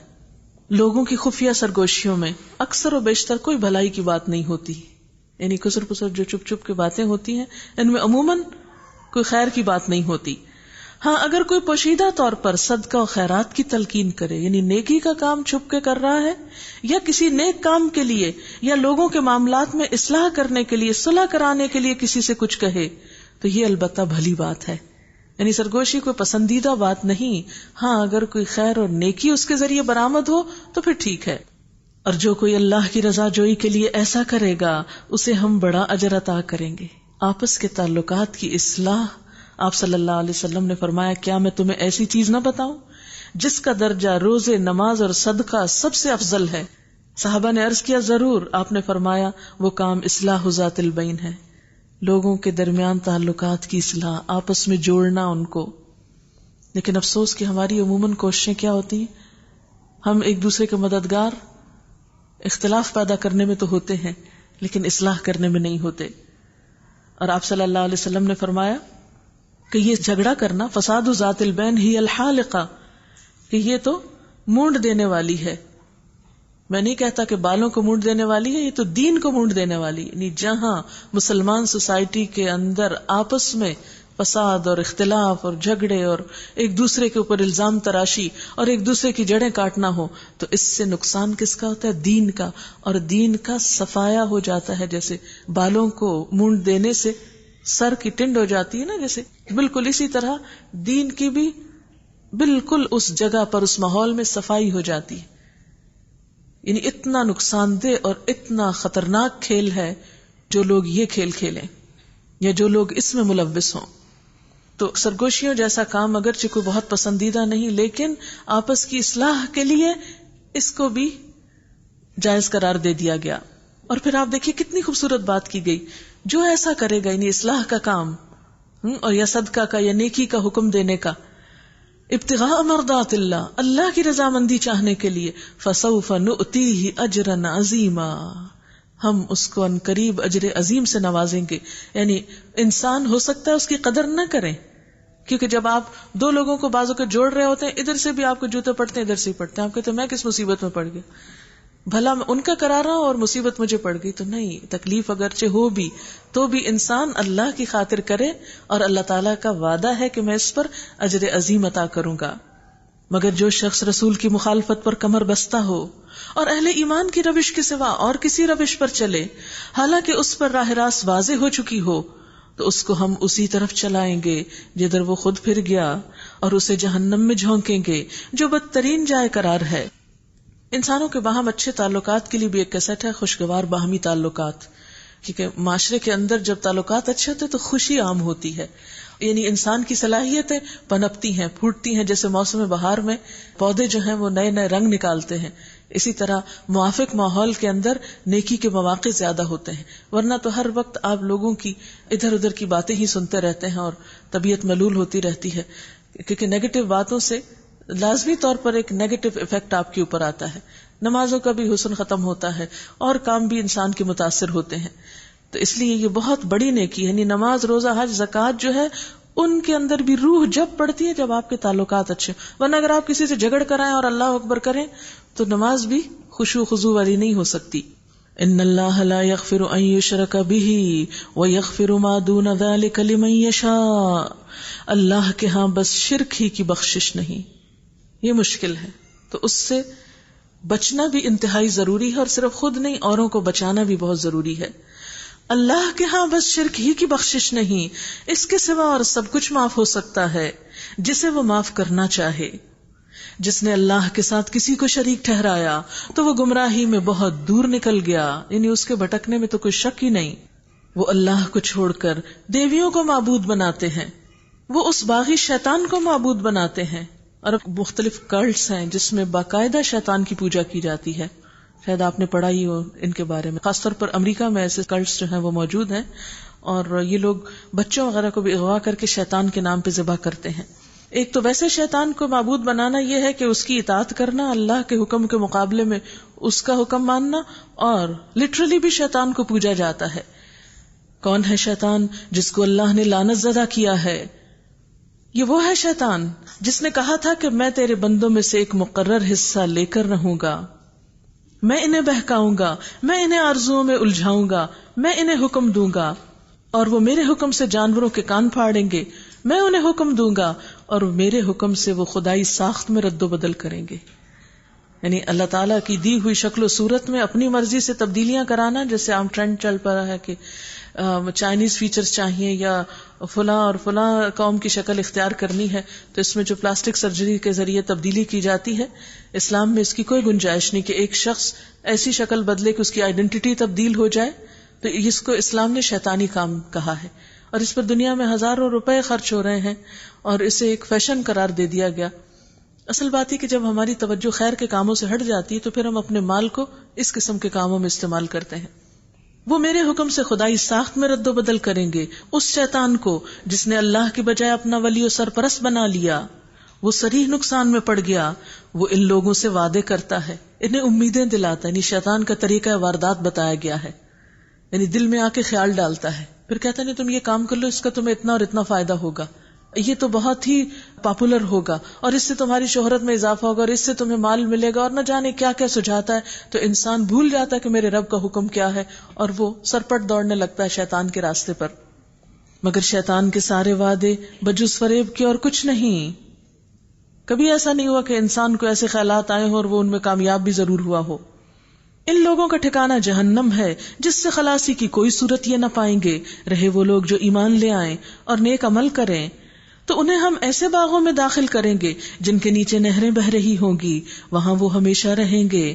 یہ اللہ کا سچا وعدہ ہے اور اللہ سے بڑھ کر اپنی بات میں سچا اور کون ہوگا. انجام کار نہ تمہاری آرزوؤں پر موقوف ہے نہ اہل کتاب کی آرزوؤں پر. جو بھی برائی کرے گا اس کا پھل پائے گا اور اللہ کے مقابلے میں اپنے لیے کوئی حامی و مددگار نہ پا سکے گا. اور جو نیک عمل کرے گا خواہ مرد ہو یا عورت بشرطے کہ وہ مومن ہو تو ایسے ہی لوگ جنت میں داخل ہوں گے اور ان کی ذرہ برابر حق تلفی نہ ہونے پائے گی. یعنی گھریلو امور میں تو مرد کا درجہ زیادہ ہے یا ماں ہونے کی حیثیت سے تو ماں کا درجہ زیادہ ہے، لیکن قیامت کے دن ہر ایک کو اپنی کمائی کا صلہ ملے گا، کوئی بھی جینڈر ڈسکریمنیشن نہ ہوگی. اس شخص سے بہتر اور کس کا طریقے زندگی ہو سکتا ہے جس نے اللہ کے آگے سر تسلیم خم کر دیا اور اپنا رویہ نیک رکھا اور یکسو ہو کر ابراہیم علیہ السلام کے طریقے کی پیروی کی، اس ابراہیم کے طریقے کی جسے اللہ نے اپنا دوست بنا لیا. اس سے بڑا عزت کا مقام کیا ہو سکتا ہے کہ اللہ تعالیٰ کسی کو اپنا دوست کہے. واتخذ اللہ ابراہیم خلیلا. لیکن کبھی ہم نے سوچا کہ کیوں ان کو اللہ نے اپنا دوست کیوں کہا؟ کیونکہ انہوں نے بھی تو سب کو چھوڑ کر اللہ ہی کو اپنا رب مانا اور ہر طرح کے شرک سے پرہیز کیا اور اس راستے میں اپنے والدین، اپنا معاشرہ، کسی کی بات بھی نہیں سنی، آگ میں کود جانا گوارا کیا. تو جو شخص اللہ کی خاطر جتنی بڑی قربانی دیتا ہے اتنی ہی بڑی جزا اور اتنا ہی بڑا مقام پاتا ہے. یہ وہ سودا ہے جس میں کوئی خسارہ نہیں. اللہ کی خاطر کچھ تو قربان کر کے دیکھو. آسمان و زمین میں جو کچھ ہے اللہ کا ہے اور اللہ ہر چیز پر محیط ہے. لوگ تم سے عورتوں کے معاملے میں فتویٰ پوچھتے ہیں، کہیے اللہ تمہیں ان کے معاملے میں فتویٰ دیتا ہے اور ساتھ ہی وہ احکام بھی یاد دلاتا ہے جو پہلے سے تم کو اس کتاب میں سنائے جا رہے ہیں، یعنی وہ احکام جو ان یتیم لڑکیوں کے متعلق ہیں. اب دیکھیں لوگوں نے پوچھا کچھ، اللہ تعالیٰ نے رخ کسی اور چیز کی طرف پھیر دیا. کیوں؟ اس لیے کہ اسلام میں صرف ڈوز اینڈ ڈونٹس نہیں، صرف کرو اور نہ کرو اور سوال و جواب اور صرف فتوے نہیں. یعنی اسلام محض فتووں کا نام نہیں. اسلام تو انسان کی صرف ظاہر نہیں اندر کی بھی اصلاح کرتا ہے اور خصوصاً حقوق العباد کی ادائیگی کی طرف توجہ دلاتا ہے. اسی لیے جب انہوں نے عورتوں کے بارے میں پوچھا تو اللہ تعالیٰ نے یتیم لڑکیوں کی بات کی. فرمایا وہ احکام جو ان یتیم لڑکیوں کے متعلق ہیں جن کے حق تم ادا نہیں کرتے. ہم پھر بھی کہتے ہیں اسلام نے عورت کو مرتبہ نہیں دیا. اسلام نے عام عورت تو کیا یتیم بچی تک کا حق بتایا ہے قرآن میں، جس کو معاشرے میں کوئی حیثیت نہیں دی جاتی. ایک نئی پیدا شدہ بچی کا حق بتایا ہے جسے عرب معاشرے میں زمین میں گاڑ دیا جاتا تھا پیدا ہوتے ہی. اور جن کے نکاح کرنے سے تم باز رہتے ہو یا لالچ کی بنا پہ خود ان سے نکاح کرنا چاہتے ہو. عرب معاشرے میں ہوتا ہی تھا کہ اگر کوئی انسان فوت ہو جاتا تو اس کے مال پہ قبضہ کر لیتے، اور خصوصاً رشتہ دار ہوتے تھے قریبی جیسے چچا وغیرہ، اور یا پھر یہ ہوتا تھا کہ جو شادی کے قابل لڑکیاں ہوتی تو ان کے ساتھ قریبی رشتہ دار بغیر حق مہر دیے ان کی دولت کے لالچ میں آ کر کہ ان کا باپ اتنا کچھ چھوڑ گیا ان سے شادی کر لیتے، لیکن کوئی حقوق ان کو نہ دیتے. تو اس کا یہاں پر ازالہ کیا جا رہا ہے. اور وہ احکام جو ان بچوں کے متعلق ہیں جو بیچارے کوئی زور نہیں رکھتے. آپ دیکھیں یہ ہے ہمارے دین کا مزاج، کمزور کو طاقتور بناتا ہے، ان کے حقوق ادا کرنے کی طرف توجہ دلاتا ہے. اللہ تمہیں ہدایت کرتا ہے کہ یتیموں کے ساتھ انصاف پہ قائم رہو، اور جو بھلائی تم کرو گے وہ اللہ کے علم سے چھپی نہ رہ جائے گی. اب سوال کا جواب دیا جا رہا ہے. جب کسی عورت کو اپنے شوہر سے بدسلوکی یا بے رخی کا خطرہ ہو تو کوئی مذائقہ نہیں اگر میاں اور بیوی کچھ حقوق کی کمی بیشی پر آپس میں صلح کر لیں. صلح بہرحال بہتر ہے. نفس تنگ دلی کی طرف جلدی مائل ہو جاتے ہیں، لیکن اگر تم احسان سے پیش آؤ اور خدا ترسی سے کام لو تو یقین رکھو کہ اللہ تمہارے اس طرز عمل سے بے خبر نہ ہوگا. دو انسانوں کے درمیان اختلاف یا عموماً شوہر اور بیوی کے درمیان اختلاف کی وجہ ہرس ہوتی ہے، دل کی تنگی، شح. ایک فریق دوسرے فریق کا لحاظ کیے بغیر صرف اپنے مطالبات یا اپنے حقوق چاہتا ہے، اور اس طرح جب اپنا حق نہیں ملتا تو انسان دوسرے کی طرف سے مطمئن نہیں ہوتا، پھر اس کی سیٹسفیکشن ختم ہو جاتی ہے. تو صحیح طریقہ کار کیا ہے کہ ہر شخص دوسرے کی مجبوری سمجھے، دوسرے کی کمزوری کو سمجھے، اور ایک دوسرے سے رعایت کرتے ہوئے کسی نتیجے پہ پہنچے. کیونکہ جتنی جتنی کشمکش بڑھتی جاتی ہے وہ دونوں کے لیے نقصان دہ ہو جاتی ہے. تو عام طور پر چھوٹے چھوٹے اختلافات اور چھوٹی موٹی لڑائی جھگڑے ختم ہو جائیں اگر ہم دوسرے کی جگہ خود کو رکھ لیں. پھر ہمارا یہ احساس ہو کہ اچھا اگر میں اس کی جگہ ہوتی تو شاید میرا بھی یہی طریقہ ہوتا.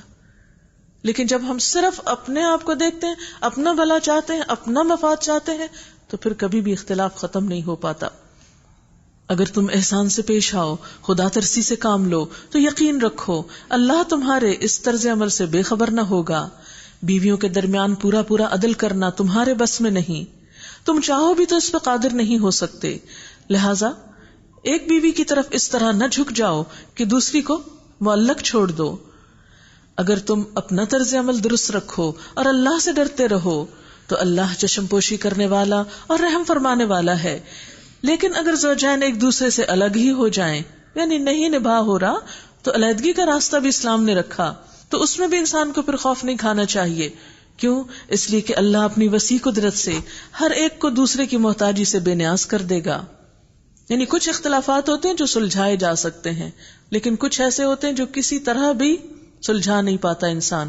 تو ایسی صورت میں پھر دونوں کے ایمان کی سلامتی اس میں ہے کہ وہ الگ ہو جائیں. اللہ کا دامن بہت کشادہ ہے اور وہ دانا و بینا ہے. آسمانوں اور زمین میں جو کچھ ہے سب اللہ ہی کا ہے. تم سے پہلے جن کو ہم نے کتاب دی تھی انہیں بھی یہی ہدایت کی تھی، اور اب تم کو بھی یہی ہدایت کرتے ہیں کہ خدا سے ڈرتے ہوئے کام کرو، کیونکہ تقوی سے سارے معاملات درست ہو جائیں گے. لیکن اگر تم نہیں مانتے تو نہ مانو.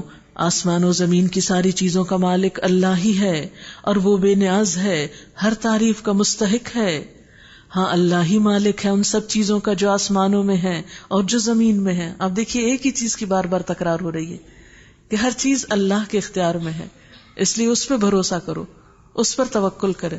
کیونکہ بات یہ ہے کہ انسان کی ہرس اس وقت زیادہ بڑھتی ہے جب انسان اللہ پہ بھروسہ چھوڑ کر جو انسانوں کے ہاتھ میں ہے اس پر زیادہ توکل کرتا ہے یا اس کی طرف نظر زیادہ رکھتا ہے، اور کارسازی کے لیے بس وہی کافی. یعنی خاندانی اختلاف ہے اور احساس کیا دلایا جا رہا ہے؟ ہر چیز اللہ کے ہاتھ میں ہے. اگر وہ چاہے تو تم لوگوں کو ہٹا کر تمہاری جگہ دوسروں کو لے آئے، اور وہ اس کی پوری قدرت رکھتا ہے. جو شخص محض ثواب دنیا کا طالب ہو، من کان یرید ثواب الدنیا فعند اللہ ثواب الدنیا والآخرہ، تو اسے معلوم ہونا چاہیے کہ اللہ کے پاس دنیا کا ثواب بھی ہے اور آخرت کا ثواب بھی. وکان اللہ سمیعا بصیرا، اور اللہ سمیع و بصیر ہے. یا ایھا الذین آمنوا، اے لوگو جو ایمان لائے ہو، انصاف کے علم بردار اور خدا واسطے کے گواہ بنو. اگرچہ تمہارے انصاف اور تمہاری گواہی کی زد خود تمہاری اپنی ذات پر یا تمہارے والدین پر اور رشتہ داروں پر ہی کیوں نہ پڑتی ہو، ایک طرف والدین کے اور رشتہ داروں کے حقوق ادا کرنے کے لیے کہا گیا، ان کے ساتھ احسان کا معاملہ کرنے کو کہا گیا، اور دوسری طرف عدل و انصاف کے معاملے میں جس کا حق بنتا ہے اس کا حق دینے کے لیے کہا گیا. پھر وہاں حقدار کے مقابلے میں والدین اور رشتہ داروں کو نہیں دیکھا جائے گا. یہ ہے اسلام کا انصاف پسند ہونا، اور اسی کا سبق ہمیں دیا گیا. عام طور پر انصاف کیوں نہیں ہوتا؟ کبھی انسان کسی پہ رحم کھا کر، کبھی کسی کی طرفداری کر کے. فرمایا فریق معاملہ خواہ مالدار ہو یا غریب ہو، اللہ تم سے زیادہ ان کا خیر خواہ ہے. ہم کہتے ہیں اگر ہم نے سچی گواہی دی تو وہ بیچارہ غریب مارا جائے گا. بے شک مارا جائے، اللہ اس کا زیادہ خیر خواہ ہے، لیکن کسی غریب کی طرفداری کرتے ہوئے بھی کسی صاحب حق کے ساتھ ظلم کرنے کی اجازت نہیں. جھوٹی گواہی دینا بھی کبیرہ گناہوں میں سے ہے. لہٰذا اپنی خواہش نفس کی پیروی میں عدل سے باز نہ رہو، اور اگر تم نے لگی لپٹی بات کہی یا سچائی سے پہلو بچایا تو جان رکھو کہ جو کچھ تم کرتے ہو اللہ کو اس کی خبر ہے. یا ایھا الذین آمنو، اے لوگو جو ایمان لائے ہو، ایمان لاؤ اللہ پر اور اس کے رسول پر اور اس کتاب پر جو اللہ نے اپنے رسول پہ نازل کی ہے. یعنی ایمان والوں کو بھی تجدید ایمان کی ضرورت رہتی ہے. یعنی ایمان ایسا نہیں کہ بس ایک جامد و ساکت چیز ہے کہ آپ ایک چیز اٹھا لائے اور وہ اب ہر وقت آپ کے اندر موجود ہے، وہ گھٹتا بڑھتا رہتا ہے. اس لیے ایمان والو ایمان لاؤ، ایمان والو ایمان لاؤ. اس کا طریقہ کیا ہو سکتا ہے؟ جیسے ایک صحابی نے دوسرے سے کہا آؤ تھوڑی دیر کے لیے ایمان لے آئیں، تو وہ پریشان ہوئے کہ یہ کیا کہہ رہے ہیں، کیا میرے میں ایمان نہیں کہ مجھے کہہ رہے ہیں آؤ ایمان لے آئیں؟ تو حضور صلی اللہ علیہ وسلم کے پاس گئے شکایت لے کر کہ یہ مجھے کہہ رہے ہیں آؤ تھوڑی دیر کے لیے ایمان لے آئیں. تو انہوں نے کہا کہ اس سے مراد یہ ہے کہ آؤ مل بیٹھ کر تھوڑی دیر اللہ کی بات کریں تاکہ ایمان تازہ ہو اور ایمان بڑھے. اب آپ دیکھیں کہ اس وقت اگر ہم سو رہے ہیں تو ہمارا ایمان تو نہیں بڑھے گا نا، یا ہم دنیا کے کوئی کام کر رہے ہو تو ایمان تو نہیں بڑھے گا، لیکن اللہ کی کتاب پڑھیں گے تو ایمان میں اضافہ ہوگا. تو اسی چیز کی طرف یہاں توجہ دلائی گئی کہ اے ایمان والو ایمان لاؤ، یہ ایمان کی تجدید کیا کرو، ایمان کو بڑھانے والے کام کیا کرو. اور ایمان کس چیز پر لاؤ؟ اللہ پر اور اس کے رسول پر اور اس کتاب پر جو اللہ نے اپنے رسول پر نازل کی، اور اس کتاب پر جو اس سے پہلے وہ نازل کر چکا، جس نے اللہ اور اس کے ملائکہ اور اس کی کتابوں اور اس کے رسولوں اور روز آخرت سے کفر کیا، وہ گمراہی میں بھٹک کر بہت دور نکل گیا. رہے وہ لوگ جو ایمان لائے پھر کفر کیا، پھر ایمان لائے پھر کفر کیا، پھر اپنے کفر میں بڑھتے چلے گئے، تو اللہ ہرگز ان کو معاف نہ کرے گا اور نہ کبھی ان کو راہ راست دکھائے گا. اور جو منافق اہل ایمان کو چھوڑ کر کافروں کو اپنا دوست بناتے ہیں، یہاں دلی دوستی مراد ہے، ظاہری تعلق نہیں، ان کے لیے دردناک سزا تیار ہے. کیا یہ لوگ عزت کی طلب میں ان کے پاس جاتے ہیں؟ حالانکہ عزت تو ساری اللہ ہی کے لیے ہے. اللہ اس کتاب میں تم کو پہلے ہی حکم دے چکا ہے کہ جہاں تم سنو کہ اللہ کی آیات کے خلاف کفر بکا جا رہا ہے اور ان کا مذاق اڑایا جا رہا ہے، وہاں مت بیٹھو. کسی ایسی مجلس میں بیٹھنا ایمان کے منافی ہے جہاں دین کا مذاق اڑایا جائے. کیوں؟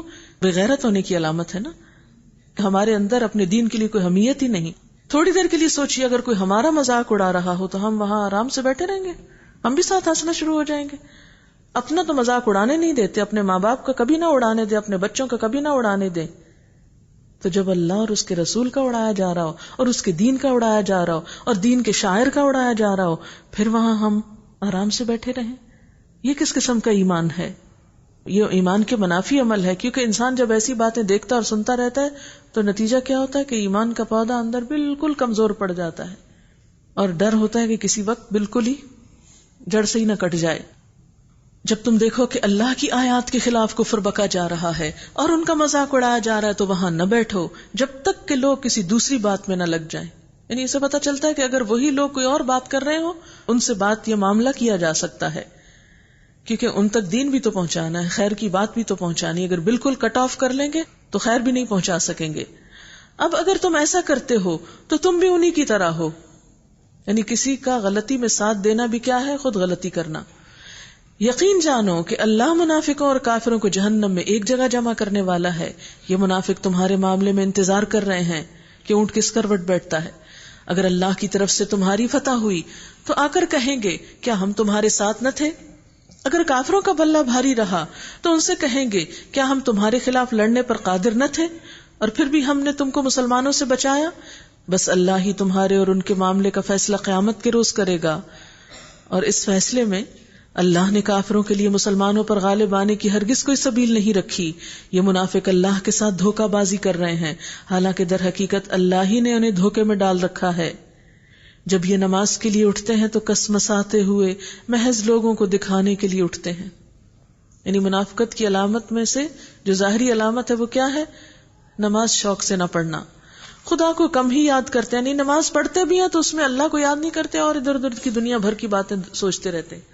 ایک ہوتا ہے جان بوجھ کے سوچنا اور ایک ہوتا ہے سوچ کا آ جانا. اس میں فرق ہے.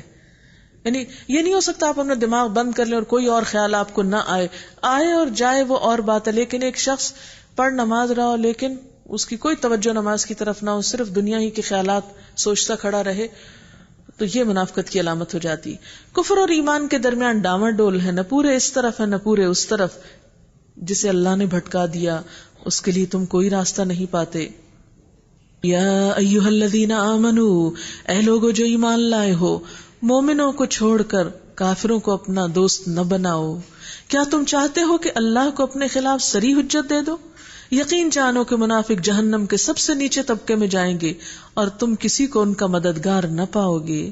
البتہ جو ان میں سے تائب ہو جائیں اور اپنے طرز عمل کی اصلاح کر لیں اور اللہ کا دامن تھام لیں اور اپنے دین کو اللہ کے لیے خالص کر لیں، ایسے لوگ مومنوں کے ساتھ ہیں اور اللہ مومنوں کو ضرور اجر عظیم عطا کرے گا. ما يفعل اللہ بعذابکم ان شکرتم وآمنتم وکان اللہ شاکرا علیما.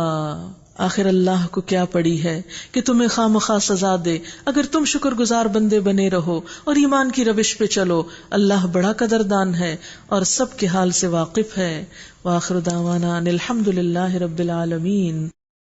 سبحانک اللہم وبحمدک نشہد ان لا الہ الا انت نستغفرک ونتوب الیک. والسلام علیکم ورحمۃ اللہ وبرکاتہ.